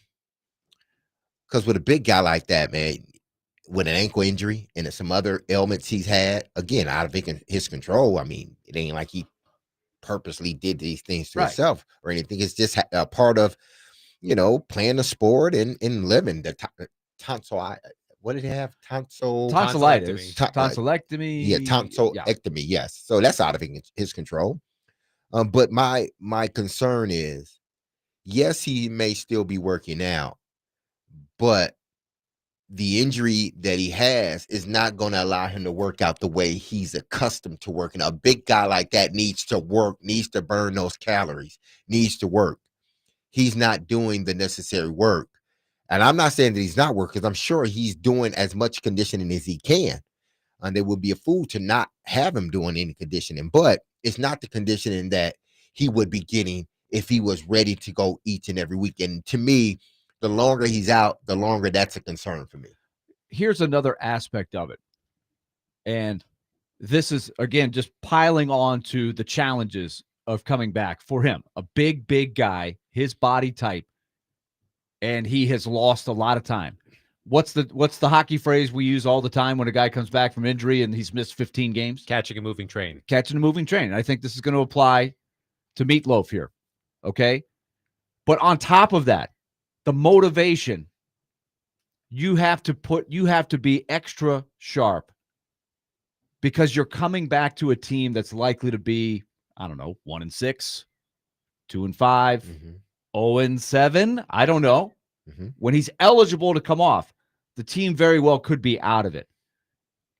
Some players maybe aren't as driven to get back and be at their best when the season could be kind of lost at that point. Not saying that we know anything like that about T-Sweat, but I have seen guys with their PT. There are different levels of who gets back quicker. There are reasons why certain guys get back quicker than others. And so this is the test for a young player that's got a lot of promise, but his unique physique and everything like that, like you said, you got to work extra hard, I think, to be there. Yeah, he's going to have to. He's a bigger fella. And his challenges, my challenges coming off an ankle injury isn't the same as Sweat's challenges. I weigh $180, 90 pounds. He weigh twice as much as I do. So how do you rehab that, but also make sure he's in condition to where when he is ready to go, when he is healthy, he's ready to go from a physical standpoint. And that's hard to do when you can't. And listen, I'm only assuming because it was an ankle injury. So I'm assuming that he re-injured it. And it's supposedly to a point, the high ankle, to a which point takes a where lot longer. They had to put him on IR. So that was severe. So that tells me if it's a high ankle sprain, you're in a boot for one. When you're in the boot, you ain't doing much. You maybe do some pool stuff on the treadmill, but you're not getting the running that you need. Or they might put you on one of those treadmills that kind of, the body weight thing where they hold you up pretty much. Those things you could do, but those things aren't getting you in the conditioning you need to be in when you come off IR. Because when you come off IR, I still believe there's going to be another week or two before he plays, because now that he's off IR, you got to get him going. Well, he's still on IR. No, I'm saying once he gets off IR, yes, unless, he's more ready to go in that third week, but because you put him on IR, he has to sit out the 4 weeks. Yes. If he's ready week 3, then you can start ramping him up, conditioning. He's eligible to return for the home game against the Patriots on October 19th. So I'm hoping that he really is able to return before that. But because they put him on IR, he can't come back until then. So if he's really ready like a week or two before that, you make sure from a conditioning standpoint that you start to ramp it up. So when he is ready to play, when the league says, okay, he can play now, then you're more amped to put him out now rather than saying, you know what, we got to wait. Even though he's ready, not ready, but even though they say he can play now, we got to wait another week or two to get him ready to play. By the way, an update on Cam Ward. Remember, he was listed as limited on the injury report yesterday with an ankle/calf injury. The Titans conducted a walkthrough on Wednesday, so the Wednesday practice report was an estimation. Cam Ward was a full participant in practice today with that ankle/calf injury. So stand down. J.C. Latham did not practice did again. Not practice. It doesn't look good. Kevin Zeitler limited in practice with a bicep injury. That's hopeful, and he's got the bicep. I'm hoping the KG vet can find a way to get out there so we don't see Mr. Hance. Not to be confused with Mr. Hand from Aloha, Mr. Hand. Mr. Hand. Oh, Fast Signs of Ridgemont High. There was one notable injury on the Texans side that we noticed earlier today. Derek Stingley Jr., an excellent cornerback, did not practice. There seems to be some worry that he may not be able to go. Well, that'd be good for the Titans. 615-737-1025. How concerned are you about T'Vondre Sweat? He's on IR. He has to miss at least 3 more games. But is it a lost season for Sweat, as Derek said? What's your concern level about the status of T'Vondre Sweat? 615-737-1025. Our phone and text lines are driven by WilsonCountyHunter.com. Tomorrow, join us as we broadcast live from 3 to 6 p.m. at Jimmy Kelly Steakhouse as they celebrate the opening of their all-new rooftop dining area and bar. It's also a great place to go before or after Vanderbilt games.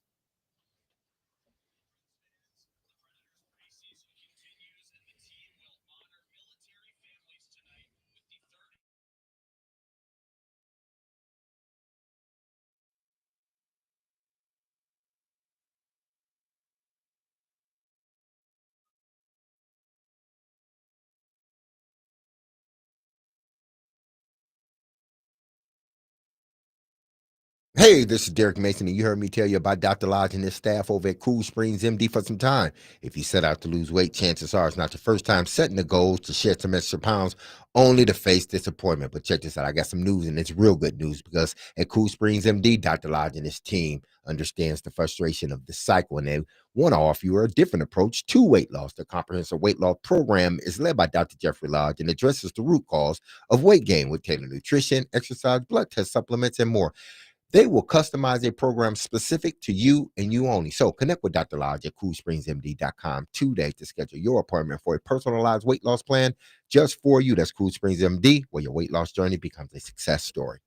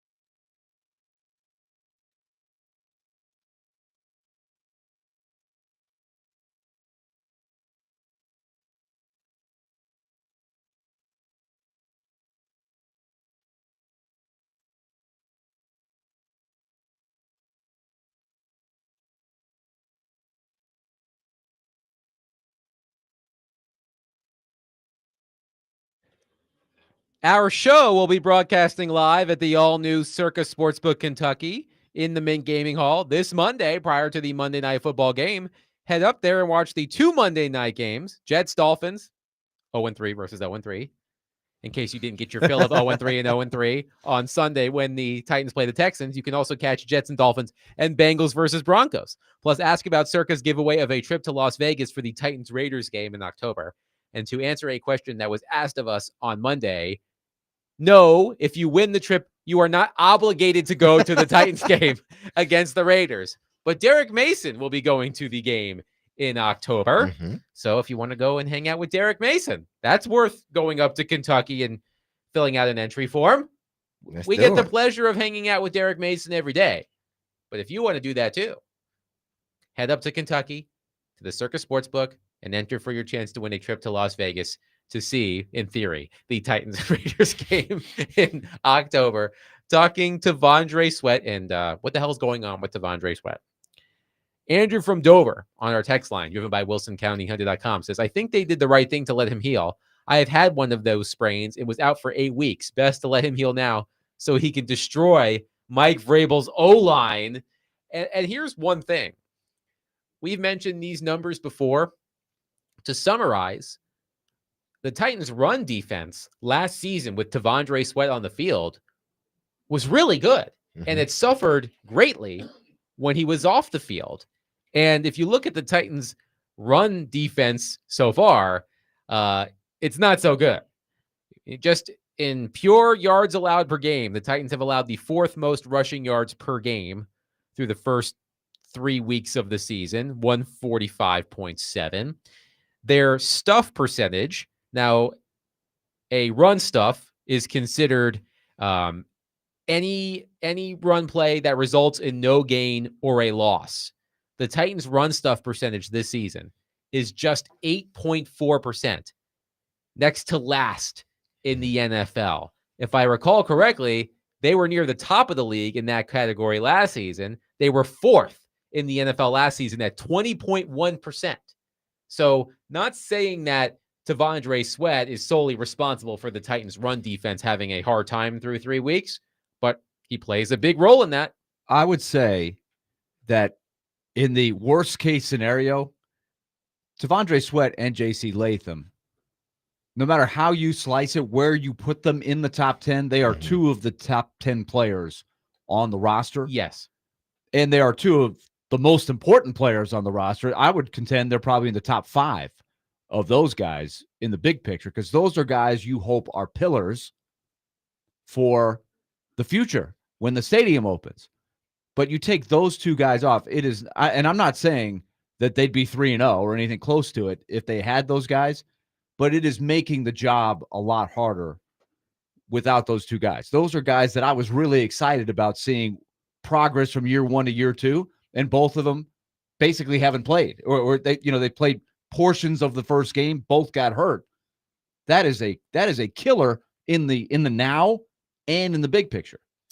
Yeah, it's concerning because these are 2 of the guys that I'm sure at the beginning of the season you thought they were going to be high contributors to what you were going to do and how successful you were going to be as a team. You knew the only way that you can keep your quarterback upright, one of the ways is to have JC at right tackle to help, fortify an offensive line that has been bad. And he's not there, and you see what's happening. There's leakage everywhere in the offensive line, and it doesn't help when Zeitler isn't fully healthy at all, and Cushenberry is coming off an Achilles injury. So you're dealing with that, and then on the other side, you got this, behemoth of an individual that's highly talented that you feel are one of your pillars on this team, and you wanted to get that combination of him and Simmons to be one of the most dominant combinations in the National Football League as far as, guys in the interior. Now he's not available to play. And now what you thought at the beginning of the season is no more. You don't know. You say 4 weeks for Vondre Sweat to come back, but will it be 4 weeks? Is it going to be longer than that? Then with J.C. Latham, that hip, you don't know how that's going to heal itself. And then if he is healthy enough to get him back in there, what if he injures it again? So you have two concerns right now, and both of them are, or one is on the offensive side of the ball in the trenches, and one is on the defensive side of the ball in the trenches. And that's where you've struggled at for the last 2 years, where both have struggled. The defensive line struggled last year and they're struggling now, and the offensive line struggled last year and they're struggling now. And the two guys that you depended on are no longer there. You don't know really when they're going to be back fully 100% healthy. One texter on our text line, driven by WilsonCountyHunted.com, says they're protecting Sweat for next year. Judging by the way Chad Brinker laughed at Big Joe Dubin's Super Bowl question in the preseason, and then basically said, in no uncertain terms, we're going to suck this year, they're tanking again. But this time, since he doesn't have Rand Carthon to throw under the bus for it, maybe he'll actually get fired and this team will finally have a chance. But I think if you were expecting something way better than this, I know what has really hurt. The story is how they've hurt themselves, and not as much about the limitations of the roster. But if you were not aware of the limitations of the roster, that's on you. You were not really paying attention. And what did you think Brinker should say for Joe's question? That's why Joe gets the award for asking a very interesting question, in that nobody would ask that question except Joe. Yeah. But it was an enlightening question because it forced them to sort of answer it. Exactly. But it was their chance to say, yes, look, this is a rebuild with a capital R. And they were not clear about that last year when it really was. And you can even wind it back to 2 years ago. That's when they arguably should have started the rebuild, but they tried to roll it back one more time, which I get. I get that. Like, it's hard to admit it's time to rebuild. And if you think you can win, the competitor in you wants to win. But now they don't have a choice. Skylar on our text line asks, with T'Vondre Sweat going on IR and having a lost season, does that affect the thought of trading Jeffrey Simmons if you're the Titans front office? I mean, depending on, like, right now, I don't think there was a thought either way. Maybe there was. I don't know. But I'm just thinking at the beginning of the season, there's probably no thought to trading Jeffrey Simmons at the beginning of the season. But I do believe once you get closer to that trade deadline and this team isn't putting up the effort that they need to make a playoff run, then I don't think T'Vondre Sweat being injured will alter what they do as far as trying to trade a guy. If he is injured, I think they would be more inclined to trade Jeffrey Simmons in the middle. If he is injured, it's like, okay, we're not winning. Let's try to get something for him. I would, you know me, I've been pretty consistent. And I was wondering about, I think we had a hypothetical a couple of weeks ago before the season started of if they were sort of hanging around the race, how much more difficult it would be to even vet a trade. Now it looks like it'll be pretty easy to shop them around. People might be calling you, but I would set my price. If you can give me a first rounder and another top 100 pick, I'm very interested in that, because I go back to my central question. Who is going to be on this roster when the new stadium opens? Who is a part of the next great Titans team? And if you can't answer yes, that person should be shopped around and see what you could get for them. Because I think they are a long way. We just did the exercise earlier this week about comparing the Titans roster, the top 10, 12 players on their roster, compared to the best rosters in the game. And we were inspired by watching the Lions and the Ravens, two of the best rosters in the game. And it's night and day. It's night and day. They are a long way from having a roster that even resembles those two. It's going to take more than 2 drafts, which is what they have to work with before they go into that new stadium. Let me tell you how difficult it was for me. So we scrapped that segment because of all of the things that happened with the Titans earlier this week, Brian Callahan, Jarvis Brownlee. What we were going to do, influenced by the Monday Night Football game between the Lions and the Ravens, was to look at just how far the Titans are from having a roster that can be considered one of the top rosters in the NFL. The Ravens and Lions, certainly have two of the best rosters in the NFL. And what we were going to do was, I think Derek was going to do the top 10 for the Ravens. Mm-hmm. Willie was going to do the top 10 players for the Lions, and I drew the short straw and had to do the top 10 players for the Titans. And let me tell you, that was hard as hell. I was like, Jeffrey Simmons won. And then after that, I'm like, oh my God. Yeah, there's nobody. I couldn't even think about who to put at number 2. I was like, here's just a mash of other players. Like Devondre Sweat and JC Latham were both on that top 10 list. I don't remember what order. But yeah, like I was really thinking about it and having a really hard time. And that's not good. And I'm just a radio host. I'm not Chad Brinker or Mike Borgonzi. And it was hard for me. So especially when you start putting the accolades of these players, like you hope that Sweat and Latham turn into really good players who do end up on these position rankings or top 100 kind of things. But right now it's all hope. It's all same thing with Cam Ward. I think he's got a chance to be good, but right now after 3 games, he hasn't done anything yet. It's not his fault, but he's in the top 10. Did you have Ward in your top 10? Yes. You have to, right? You do. But he hasn't done anything in the league yet. Yeah. Right. If you compare the other guys, these guys have got credentials. They've got notches on the belt, 10, 12 deep in both teams. Calvin Ridley needed to be in the top 10, but by default, certainly hasn't played like a top 10 player. By the way, one texter says, Derek, did we get the message across to Calvin Ridley yesterday that he better not drop a ball this weekend? I hope so. I hope he did get the message. If not from me, from himself after he watched the film, that he needs to be better. And listen, it's not so much of a, me getting on him or critique. It's more so of, I believe I've seen him do it. I believe he can do it. I've been watching this young man since I loved him in Alabama. I loved him in Atlanta. I even said when he went through all that stuff in Atlanta, I said the Titans should make a trade for him. They should get him. He's a 1,300-yard receiver. I know he has to sit out a year, but you have him in your building. You get him. They didn't get him. He went to Jacksonville. He can play, but for whatever reason, he's been dropping way too many balls at times where he needs to catch them. Every receiver drops balls, but when you have a young quarterback, those drops need to be far and few between, and his hasn't been that. And that's why I believe I have the credentials to critique him. You do. So that's what I'm doing. I'm not saying that he's a bad receiver. I'm just saying that he's not holding up his end of the bargain.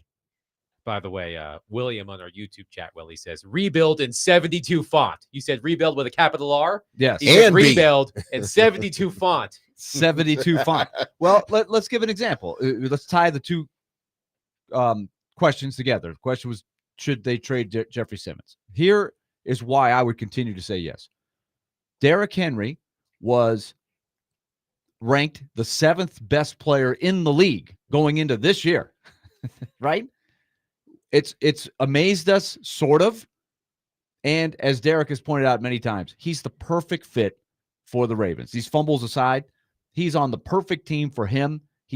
I think it's very realistic to say he would not have been able to put this type of production together for this group of Titans players, but he's still one amazing player. The Titans got nothing for Derrick Henry. Nothing. You're right. The asset is gone because they didn't want to trade him. Because I don't know why. They just didn't want to be the team that, quote, traded Derrick Henry. Well, you got nothing for him. Are you going to let that happen with Jeffrey Simmons? Because that's what they're faced with. Or waiting to trade him where his value will go down. That's why I wouldn't do it. 615-737-1025. Our phone and text lines are driven by WilsonCountyHunting.com. We'll take your thoughts on Devondre Sweat, Jeffrey Simmons, the Tennessee Titans, anything and everything, even lustily boobs. I'm never letting that go, Willie. Coming up next, the Titans are one of 6 winless teams in the NFL. They happen to be playing another one of those 6 winless teams this weekend in the Houston Texans. Let's compare and contrast, because I'm wondering what the conversations are like in Houston right now about the 0-3 Texans. We'll get to that next. 615-737-1025. Willie Donnie, Derek Mason, Adam Vingan, 1025 The Game.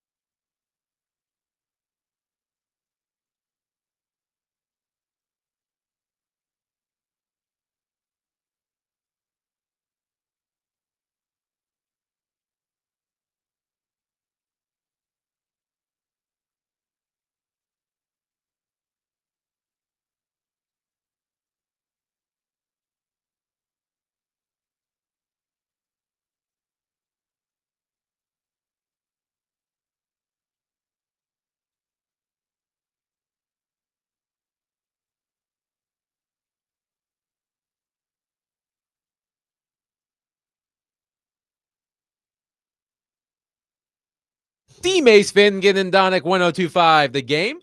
Broadcasting from the Busy Bee Plumbing, Heating, and Air Conditioning Game Nashville Studios, home of the $99 yearly Beehive membership, where the buzz is always about great service. And we are indeed presented by Bax Home Works. Remodeling done right. Get your free estimate at baxhomeworks.com. Willie Donick, Derek Mason, Adam Vingan, and David Janes here with you. Of course, a battle of winless teams this weekend in Houston. The 0-3 Texans, a surprise, versus the 0-3 Titans. Not so much a surprise. 2 of the 6 remaining winless teams in the NFL, 2 of the other teams will also match up this week on Monday between the Jets and the Dolphins as part of I believe a Monday Night Football doubleheader.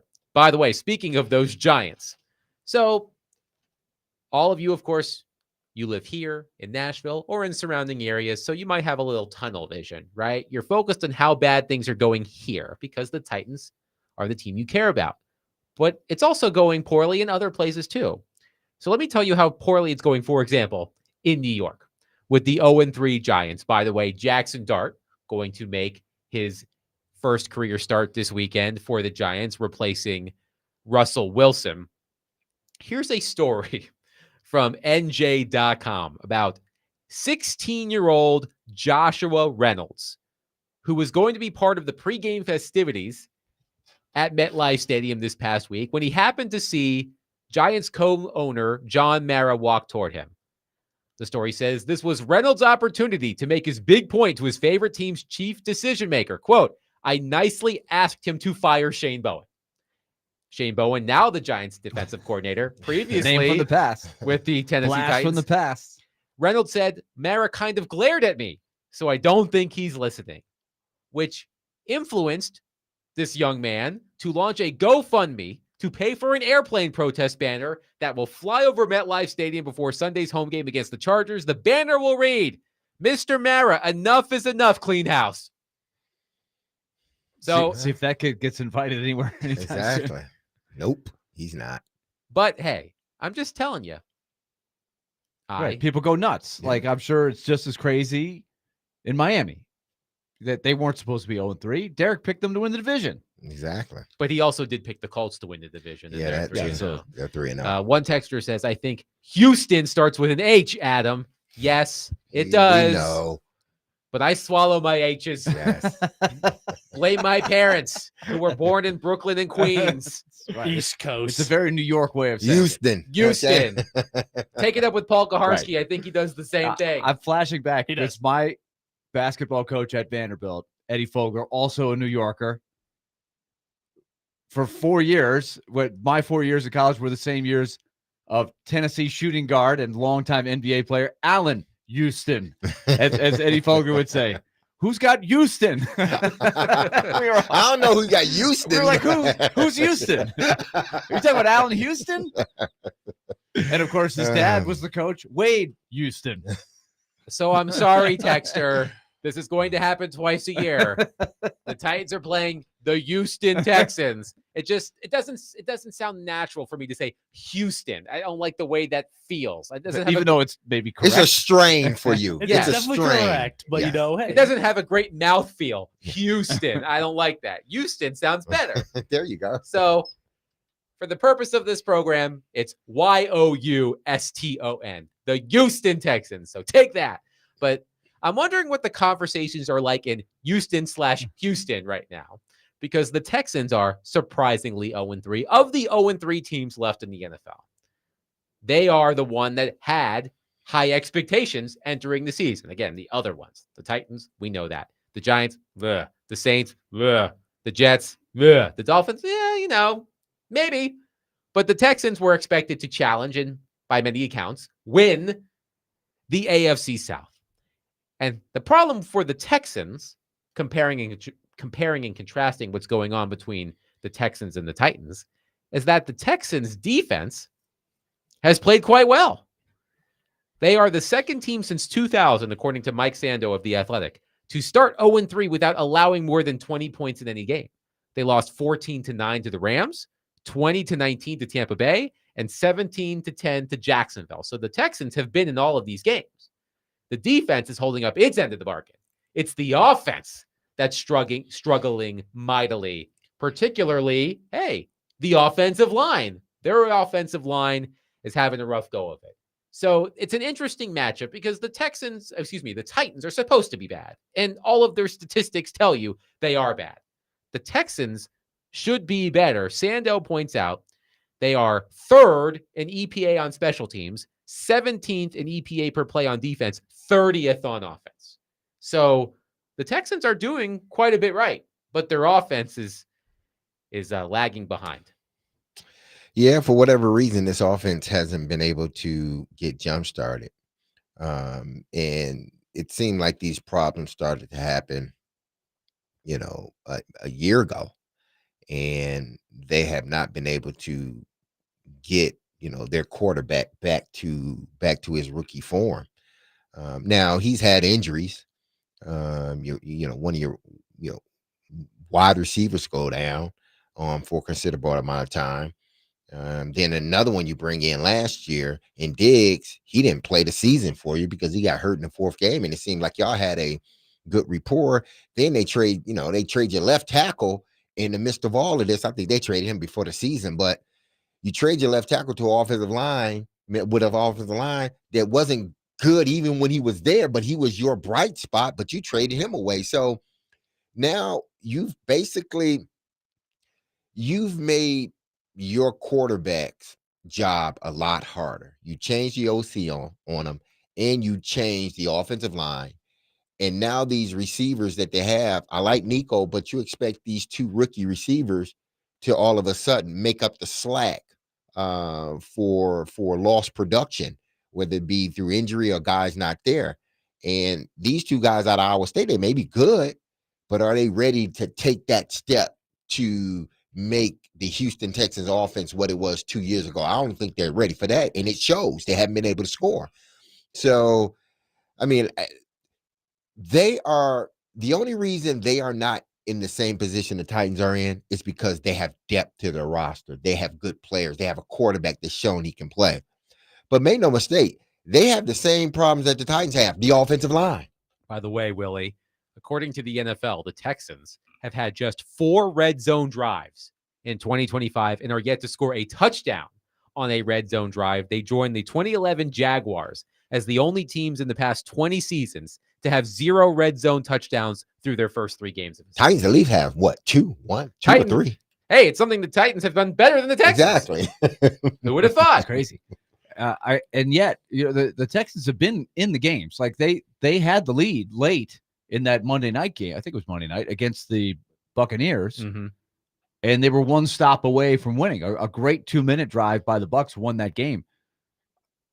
But they did leave a lot of points on the table, particularly in that game. I didn't watch the other 2 games, but it is astounding where it does seem like, you tell me, I don't know what people who are a little closer to it are seeing, but just the overall play of CJ Stroud. But from afar, from the 10,000-foot view, it's everything revolves around the poor play of the offensive line. And of course, they lost Joe Mixon. I mean, Nick Chubb still is kicking, I guess. I saw him. He had a nice touchdown run against the Bucs in the game I was seeing, but Stroud seems to be above the criticism. Is that true? Because of they're not putting it on him because of what's happened. It's sort of like he's sort of in the same situation that Cam Ward's in, but a few years further along as far as maturity and knowing the NFL. He's in the same. He doesn't have an offensive line, and the Titans' offensive line, because of injury now, it's not playing well, and that's what he's dealing with. He doesn't have an offensive line that's playing well. So along with possibly play calling. So you saw one guy give up play calling. Well, they already changed their OC. Has that OC given up play calling too? I don't think he has. I don't think he has. Yeah, so he just got there. Yeah, he just got there. That's what and they're still struggling as an offense. One thing that the Texans do well is get after the quarterback. Will Anderson, I have to imagine, with J.C. Latham not practicing again, I think it's safe to say we could probably rule out J.C. Latham for Sunday. Do you think Will Anderson right now is just sitting at home, rubbing his hands together, licking his chops, looking at a picture of John Ojukwu right now? Because Will Anderson might have a field day against this Tennessee offensive line as it is currently constituted. Cam Ward has taken 15 sacks in 3 games. And they've got Daniil Hunter as well. Like he's also a great. I mean, their pass rush is really good. This is going to be trouble. This is trouble. By the way, with it looking like there's a very good chance that Latham won't play again. This is going to be trouble. Cam Ward's 15 sacks in his first 3 career starts. David Carr and Kyler Murray are the only 2 other number 1 overall picks in the common draft era to take more sacks in their first 3 career starts.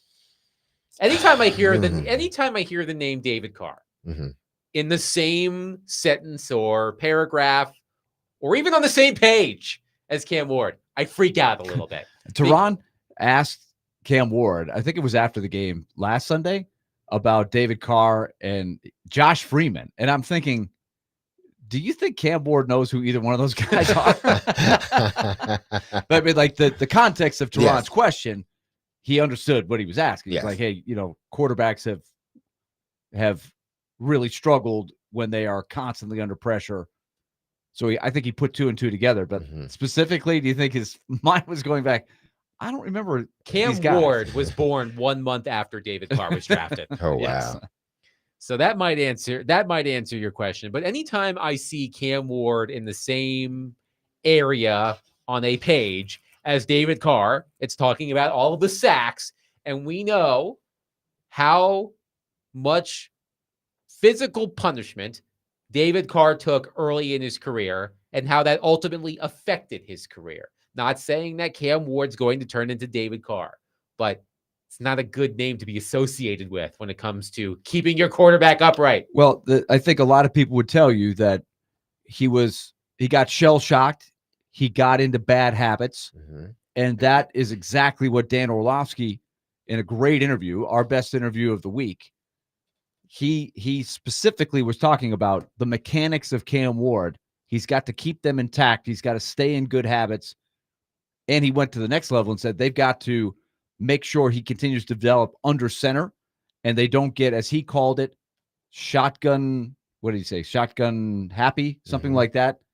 Too crazy. They're running a huge percentage of their plays from the shotgun. And you can develop bad habits that becomes harder and harder to get out of it, even when maybe, hopefully, the personnel gets better around you. But isn't that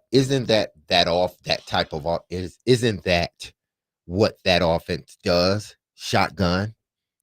Because the same offense that Cincinnati runs, they're always in the shotgun. Matthew Stafford's just about in the shotgun every time. But those teams, the Bengals have had trouble protecting Joe Burrow. Had trouble. There's no question. That might be the biggest problem. And maybe standing shotgun helps him see what's coming at him. But they're not protecting him. What Orlovsky was arguing is if you could play more multiple tight ends.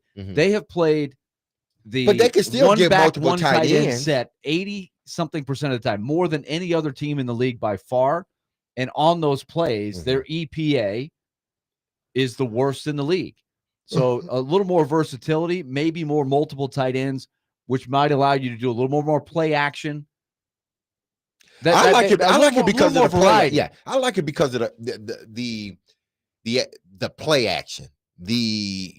Turning your back to the defense not knowing the true play action, not this, read option stuff and trying to true play action. So I think being underneath center sometimes that may help Cam, but they can also add double tights and still run shotgun, regular plays. But I would like to see him underneath center more because I think that puts the defense at a disadvantage when you play action. You know what Orlovsky said that caught my attention? I didn't know exactly what he was saying, but he sounded a little, derogatory when he goes, this isn't 2019. He was talking about a lot of shotgun, a lot of RPO. Joe Burrow. Yeah. Doing a lot of that. And so he was saying you've got to get out of that. You've got to diversify some, especially when you don't have the ability to protect your quarterback. They have gotten into so many second and longs and third and longs, and the numbers are super ugly. Cam Ward's QBR is 19 point something. It's just brutal. Part of that is a byproduct of just being in obvious passing situations with no pass protection. Their average yardage on third down is 3rd and 9. through 3 games. Whew. 3rd and 9. That's tough for a good offense, like Yeah. an offense that's got pieces to do well in. But think about it with the personnel they have. You don't have the personnel to spend the bulk of your third downs and 3rd and longs. Have y'all noticed? And I've noticed this about Cam, and it's not like it's a default or anything. I think because we're talking about play action and being underneath center, and maybe this does help. This is one of the reasons why it seems like when he play actions, everything tend to open, as far as the defense crashing down and everything and him coming out and finding that guy. Have y'all noticed how slow he comes out when he's handing the ball to the running back? It's the weirdest thing. I've never noticed that with any other quarterback. And it's almost like every handoff is a fake. That's the way it seems to me. Every handoff to me seems like he's about to boot it. So why not put him underneath center more? Because if I'm looking at it, every time I see that motion, I'm thinking he's handing the ball off every time, because it's unusual, because I've never seen a quarterback sort of comes out of his underneath center, and he comes out of it slow. It may be fast, but to me it looks slow. But you don't know. But in my mind, I'm thinking he's about to hand the ball off. Why not do more of that? Because it seems like when you do that and he has to turn his back to that end, it seems like he's able to get outside the pocket and make a play. That's just me. 615-737-1025. Our phone and text lines are driven by WilsonCountyHunting.com. We will take your thoughts on the upcoming matchup between the winless Texans and the winless Titans. I'll also ask you the question I asked at the top of the show. When you consider everything that's happened with the Tennessee Titans, the fact that they're 0-3, the fact that Amy Adams Strunk and Burke Nihill were on the field at halftime honoring Mike Keith and were being what, Willie? Lustily booed. Lustily booed. That is correct. Lustily booed. The fact that this game is in Houston on Sunday. The fact that Jeffrey Simmons said after the win in Houston last year that there were tears in Amy Adams Strunk's eyes after that win. When you consider all of those factors, could a loss on Sunday trigger a reaction from Amy Adams Strunk? 615-737-1025. We'll get all to it next. Fully Donick, Derek Mason, Adam Vingan, 1025 The Game.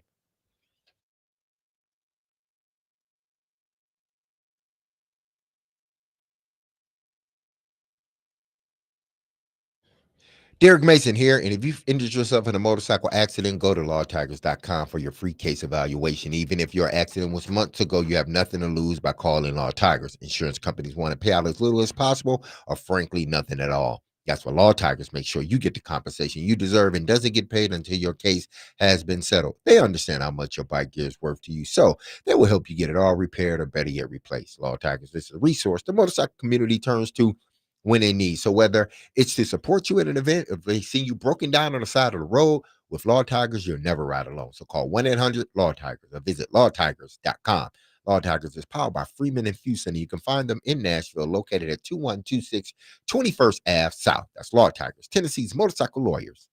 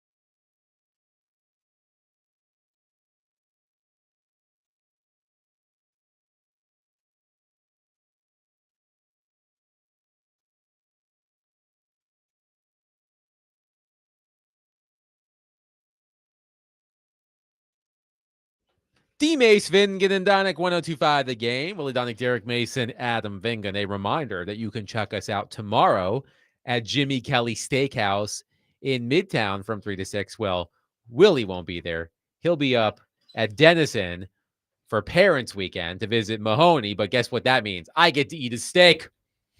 I'm going to say make 3 steaks. I'll eat Willie's.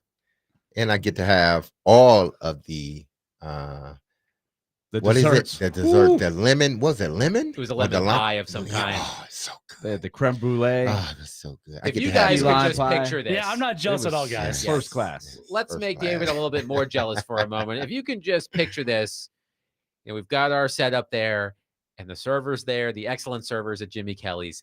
They're just bringing us plate after plate after plate, steak and charcuterie and dessert and all this. Asparagus. I hope y'all stubbed your toes. Oh, man, it was so good. That's rude. It is very rude. But I understand them because I would be thinking the same thing about but it. With Willie will be on the show, but he'll be absent from Jimmy Kelly's, which means more room on the table for food. So that's what I'm looking forward to. Yeah. I'll miss you, Willie, but I also like food. Well, I'll miss you guys. And the Jimmy Kelly's spread, it is first class. So you can catch us there tomorrow from 3 to 6, I should say. Here's something, speaking of the Texans, that caught my attention. So you may have noticed earlier this week that the Texans released C.J. Gardner-Johnson. The Texans traded for Gardner-Johnson from Philadelphia in March. And for whatever reason, discontent behind the scenes, the Texans released C.J. Gardner-Johnson.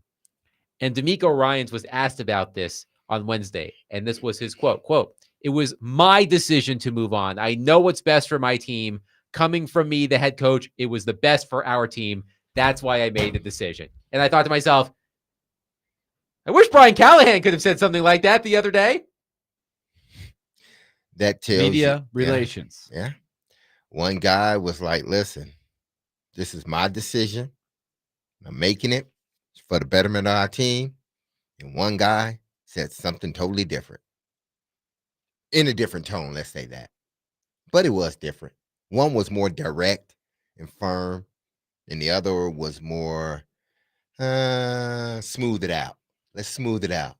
The other one was like, yo, dad, like just coming in the room like, listen, you ain't doing your homework the way you ain't doing your homework. The teacher said you missed some homework. All right. And then the other one was like, son, I heard that the teacher said you weren't doing your homework. Don't you think you need to do your homework? Which one you think gonna get done? In which situation you think that homework gonna get done? But this is a really interesting chapter in the D'Amico Ryans and Houston Texans era that they're in, because the message was it's unacceptable just to win 10 games and get to the playoffs. We got to go to the next level. And now it's like 10 wins is looking pretty good. Winning the division might look pretty good where they sit right now. Like this is adversity they have not faced in a while. And this is a game that they are supposed to win, should win, if they are who they think they are. So what I do remember, like I'll give you an extreme example. The 2008 Titans went 10-0. And then 13-3 were the number 1 seed in the AFC, lost to D. Mace's Ravens. Came out the next year and went 0-6. But after 3 weeks, it was still like, hey, we've been pretty good the last 2 years. We're still this good, right? And the next thing you know, they were 0-6, and they worked their way back to go 8-8, but it was too late. So it's crunch time early for the Texans here. You know that old sitcom trope where the dad finds the son or daughter smoking a cigarette, and the dad says, "You like cigarettes? You're going to smoke a whole carton of cigarettes." I imagine Derek Mason doing that. Yes, that's why I didn't smoke cigarettes when I was little. I was scared my mom and dad were going to make me smoke the whole pack, and I wasn't willing to smoke the whole carton, son. You damn right. I would tell him, you want to smoke cigarettes? Okay. All right. Let's see if you like this. I'm an old school parent, man. Josh from White House on our text line answering my question about Amy Adams Strunk and Houston. He says, well, she could just fire Nick Holtz. That would feed that would feed her need to fire someone. It won't hurt the team, and the fans won't be mad at her. It's a win-win-win. But he's not the offensive coordinator. So why are you firing? Did he get demoted? Technically, hold on. Did he get He's demoted? got the same role. He's got the same role, which is has. nothing. Well, whatever he was doing before, he's still doing. According to Brian Callahan, his role is exactly the same. Help putting together the game plan during the week, but then along with 7 other guys. There's a third down guy. Yeah. There's a screen guy. There's a red zone guy. Which is typically, that's typical of it. Let me ask you this question, Derek. How many coaches are typical in your experience? How many coaches are typically involved in the offensive game plan on a week? I think it's like what they explained. So the Titan situation is not abnormal. It's not abnormal where you have the coordinator, and you got the offensive line coach, and then the running back coach, tight ends. We got to all tie it in together because everything has to look the same. So the tight ends coach, tight ends coach, offensive line coach, those guys got to work in a tandem. They got to put together whatever package. And obviously the running backs coach come in. And it just depends on, how the sort of the structure of the coaches run, how much input they allow. Because I don't think that's out of the norm where you have your offensive linemen. Well, it is truly the definition of coordinating. All I can think of is the boomerang. David Allen Greer's dad. You got to coordinate. So he's coordinating the inside of the jacket, exactly, with the belt, with the shirt, belt, and the socks. the Yeah, shoes. That's what Holtz does. He coordinates, but he don't get the call. He just doesn't call the play. Yeah, on the day of the game, no, you did enough coordinating. Now it's not for him to call the plays. Which I mean, I can't wait to see how this looks. Excuse me for stumbling over my words. I can't wait to see how this thing looks Sunday with a new play caller. I don't think the plays will be different, but I just want to see, one, are they going to be underneath center more? Will they use Cam Ward a lot on the move? Will they do hurry up more? Will we see a change in not the offense, but the philosophy, how they approach each game in each play? The plays are going to be the same, but how does he call them? Is he going to be ahead of plays, or is he going to suffer from what Callahan suffered from, not being decisive with certain things? We'll see. But I look at it as a good thing, at least for this game, because I would almost bet just about anything that this offense will be productive this game. I'm not talking about next. I'm not talking about after Houston. I'm saying don't be surprised if this offense is productive this game. Why? The new coach bump. Yes, the new coach calling plays. They were used to, Houston was scouting Brian Callahan in the way he called plays. What was his tendencies? Third down, this and that. They got to go back 2 years or maybe longer than that, 3 years. 2023. Yeah, to get a bead on how Hardegree calls plays. So to me, I think you get a bump because of that. And I think this offense is going to look a little bit different for this game. Now, moving forward, I don't know. Teams adjust. They figure it out. But I think in this game, it's an advantage for the Titans. Weston Clarksville says, I see the Titans and Texans having a tie. Oh, God, oh, no. Snaps. No, oh, never. No. Never. Don't let the game end on a tie. If you got to go to 8 overtimes, please do it. Would that bring a tear to Amy's eye? A tie? One, not both. Would Jeffrey Simmons say she was overcome by emotion because we didn't lose? We just tied. I don't want to see a tie from the Titans. Oh, God. I don't want to see a tie. You need it would be. And that tie would affect the draft positioning in the Titans, but not the number one overall pick. Don't even wish for a tie, man. Come on now. Don't do it. No. Don't do it. One texter says, would love for you guys to address this today. Tuesday, you talked about focusing on offense. So, Derek, you said on Tuesday that as the Titans rebuild the team, they should be almost exclusively focused on rebuilding the offense and just fill in the defense as needed. This texter says, I understand your point on drafting offensive weapons, but we have, in all quotes, all caps, I should say, to address the pass rush. There are 48 NFL players who have more sacks than our entire team. That's interesting. And it shows. So this texter understands what you were saying on Tuesday, but perhaps wants you to elaborate on why you're not focusing as much on the defense. Because in today's football, you got to score points, man. You do. And I understand, and I know fully well that defenses win championships, but you're not in championship mode right now. I can see if you're in championship mode and it's okay, let's build up that defense, let's go. But you're not in championship mode right now. What helps this young quarterback is you get him people he can throw the ball to, that he can count on, guys that can grow with him. You drafted Gunnar Helm. That's a guy that can grow with him. You drafted Alec Eilmatter. Hopefully that's a guy that can grow with him. The DK, it may take him a bit to sort of develop into, but I think he's going to always kind of be a gadget guy. He's going to be great at special teams, and hopefully turns into like this Percy Harvin type of guy where you can use him in different ways. May not be as explosive as Percy was, but you can use him as far as those dynamics. But beside those two guys, you don't have those three. You don't have anybody this quarterback can grow with.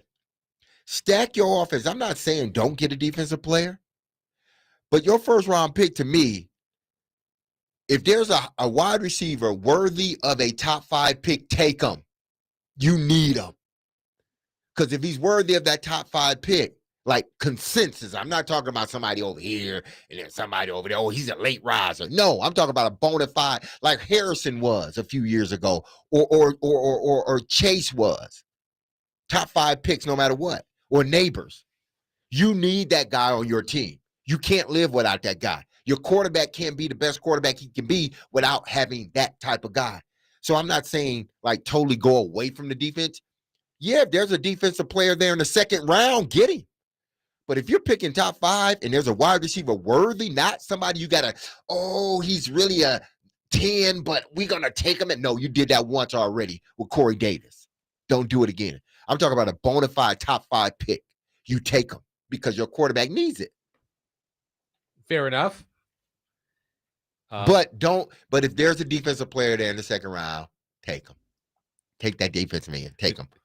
My advice, get a lot of picks. Or like the Pulitzer Prize guy. I'm gonna keep. We don't allow those people on this show. Okay. I didn't say he's coming on the show. I'm going to refer to his study that says when you trade down and get more picks, that's how you build your. But that's where the Ravens are notorious for that. Yeah. But that's where potentially the trades come in play at the middle of the season. More notably, Jeffrey Simmons. Because I think it was, I think I heard it earlier today on our station while I was watching television, one of the two, is that say if you trade Jeffrey Simmons, who's not getting sacks in the NFL? Who else is not getting sacks in the NFL? Who else is not, off the defensive line isn't good? Dallas. Yeah. Say if Dallas is still in that mode of when they're still right there. That's a place you can get one of their late first round picks. You can get one of their first round picks for Jeffrey Simmons. Now, that's a situation like we talked about a month ago, where it's not if you trade him, it's when you trade him and who you trade him to. Because if I trade him, if Dallas is still in playoff contention, and I know there are a lot of people out there laughing, they've got a little ways to go. Yeah.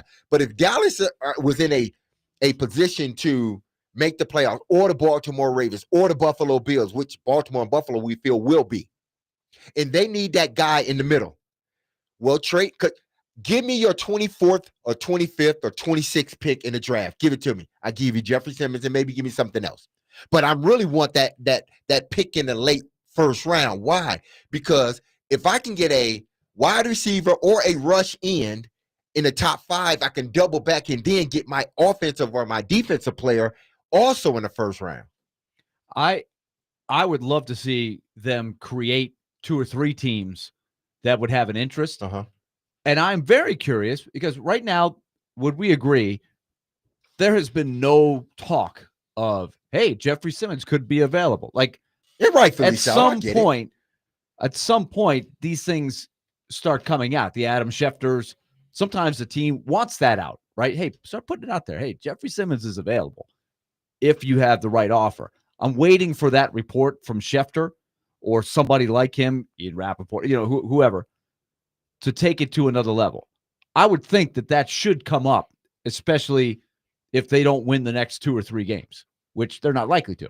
615-737-1025. We'll take your thoughts on all things Tennessee Titans, who travel to Houston to take on the Texans this Sunday. But coming up next as we wrap up the show, oh boy, L'Jarius Sneed. He said something, and the Titans tried to clean it up today, and it doesn't matter because the message was already sent to Nico Collins. And we'll do that coming up next. Willie Donick, Derek Mason, Adam Vingan, 1025 The Game.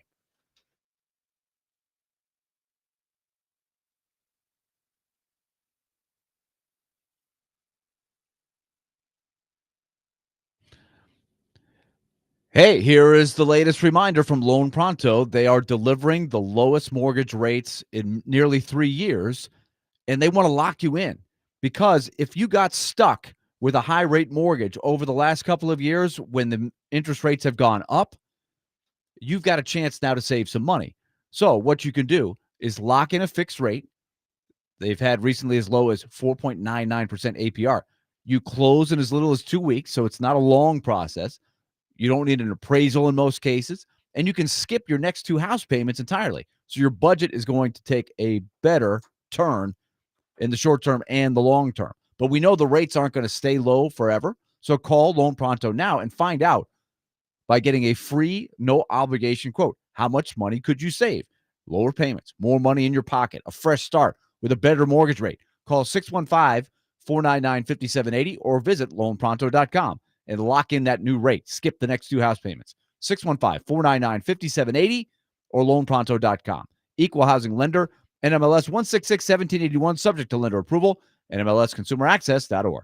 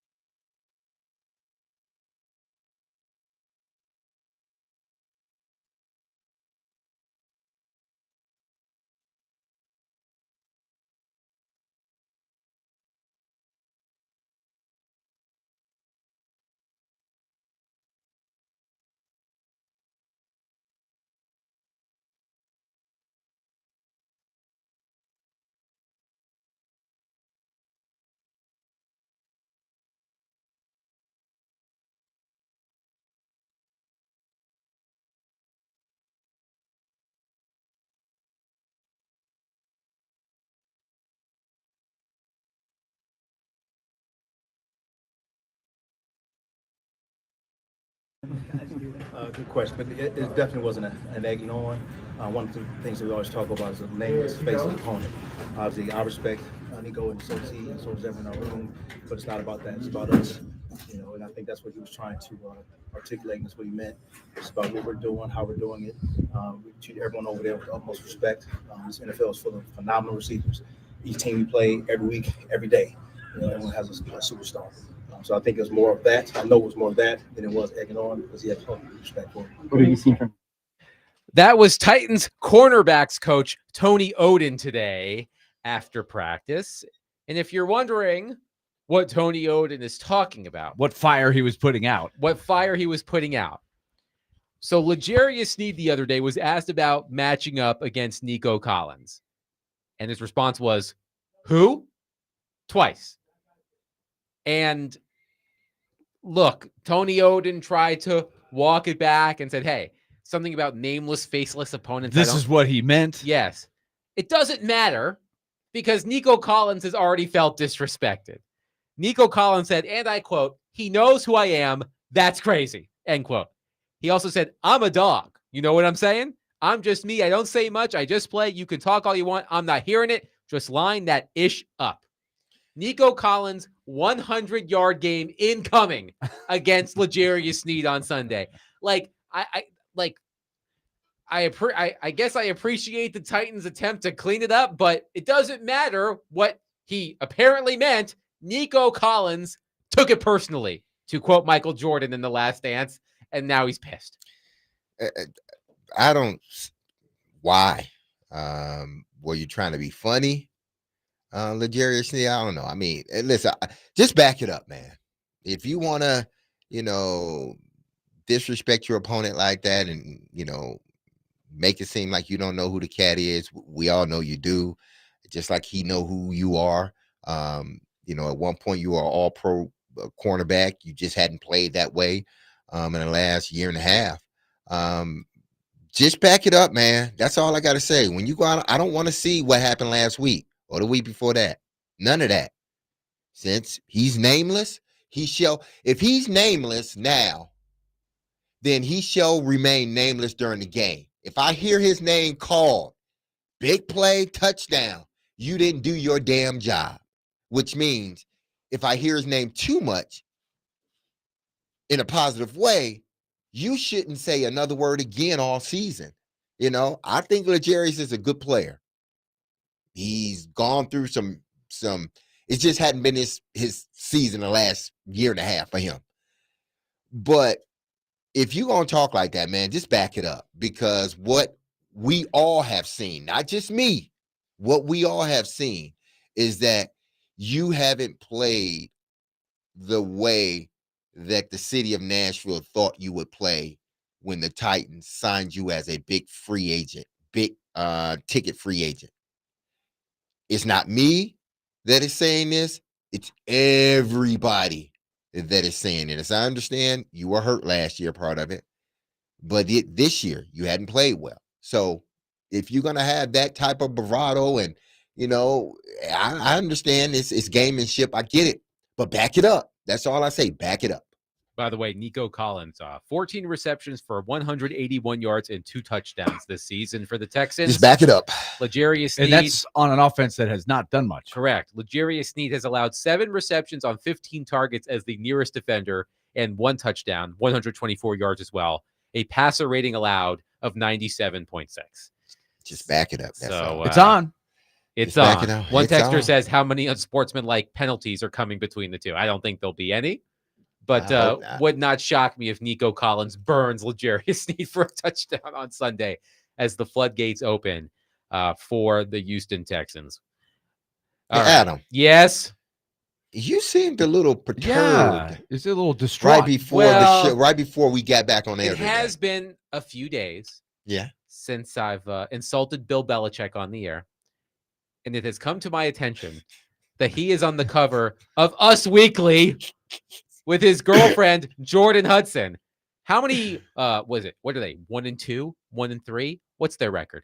Doesn't matter. 1-2, 1-3. Yeah. Doesn't matter. How many bad college football coaches get on the cover of Us Weekly? Exactly. Let me read to you The important thing is that the relationship is still going strong. Yeah, still going strong. Okay, so let me describe this He don't, cover. he don't care. He don't care about that. Let me describe this cover for you. He's sitting down wearing his NFL 100 burgundy jacket. She is standing behind him, hands on his shoulders. It appears she's wearing one of his Super Bowl rings. There's an arrow. There's an arrow pointing. There's an arrow pointing to Jordan Hudson that says Bill Belichick's 24-year-old girlfriend. It's cringeworthy, In case you didn't know. It's cringeworthy. Was she at least a teenager when he won that? No, I mean, she probably was. I don't know. It's cringeworthy to me, man. Yeah, depending on what Super Bowl it was. That was my question. I was like, which one? There's a pair of what Willie described earlier on this cover as well. But the subhead is, oh my God, opportunist, muse, or deeply misunderstood. Friends and insiders talk to us about how the former cheerleader captured the 73-year-old coaching legend's heart and became the most talked about woman in sports. Who is the real Jordan Hudson? I'm sure. Bill Belichick, your legacy is just like Tarnished. dwindling. It's dwindling as you go. Listen, you'll always be considered a great football mind and coach. But if you're thinking about getting back in the NFL, you can forget about it, man. It's done. It's wrap, man. And you're not winning at North Carolina either. He let this happen? Yeah, he did, man. He went to the photo shoot. Yes. And he was like, okay, yeah. So I've seen this picture before, so I don't think this was a exclusive photo shoot. Looks like they probably took something from Getty Images and put it on there. I've seen this picture before. My favorite part is the little arrow in yellow that says Bill Belichick's 24-year-old girlfriend. In case you were wondering. Does it have? There could be some lustily boobs. Oh boy. Well, that was a misspeak, by the way. That was taken out of context. I'm not denying that that's on the cover. Slip of the tongue. And I was not referring to this picture. Yes, he wasn't. That was over an hour ago. Yes. Oh man. So funny soundbite. Oh man. All right. I mean, but that was just somebody decided. I know what somebody decided they wanted to really like get on your nerve today, so they put out that post. Yes. Yeah. Yes, I haven't gotten angry about Bill Belichick. Yeah. Irrationally. Are you really angry? Or are you just like?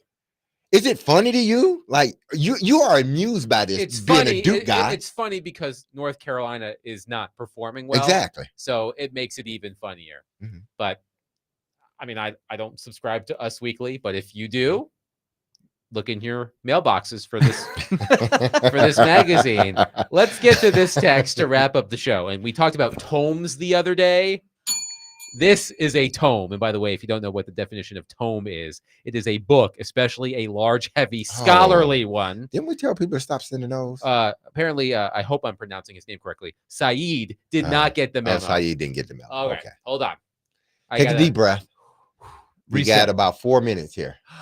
Why on earth do you bring up talk about trading Jeffrey Simmons? That's insane. We do this every couple of years. You started the chatter about A.J. Brown. It happened. And Kevin Byard, Derrick Henry, which eventually happened. Then the sports media acts surprised and becomes critical of those moves. The sports media chatter is reckless. I believe they influence the stupid moves by the Titans. Great organizations don't trade away your best players. Jeffrey Simmons is our entire defense and the best player on this team.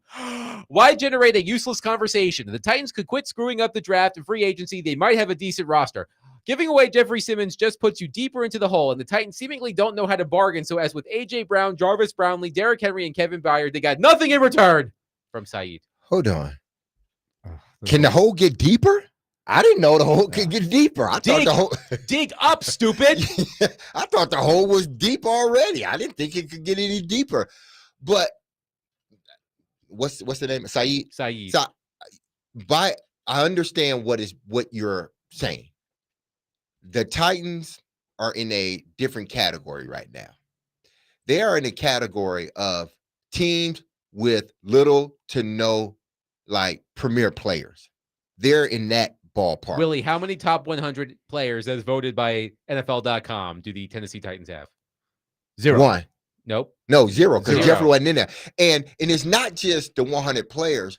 They have no one under the age of 28 on that list. No one. So we're talking about young guys. There are a bunch of young guys on this list, by the way. The Titans have none of those guys.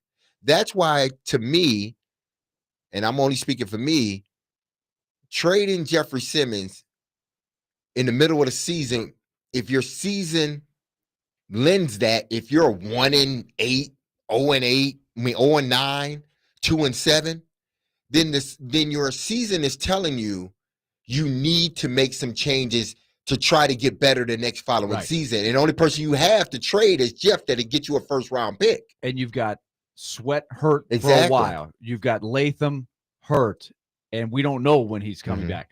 It does not look good. So you have to be looking further down the road. And I keep coming back to the same question. Which players do you have that are going to be on the next really good Titans team? And I want Jeffrey on the next really good Titans team. But it's just not realistic. Yeah, their roster is not going to allow them to do that. That'll do it for us today. The Predators Gold Star Showcase is coming up. Puck drop at 6:30 right here on 102.5 The Game. We will talk to you tomorrow live from Jimmy Kelly Steakhouse at 3 o'clock. Be loved. Love all your people. Have a safe, blessed, and wonderful day. I love you. The team loves you. You hear that music. Don't forget about us because we'll be back tomorrow. Same three voices, same three faces. Peace.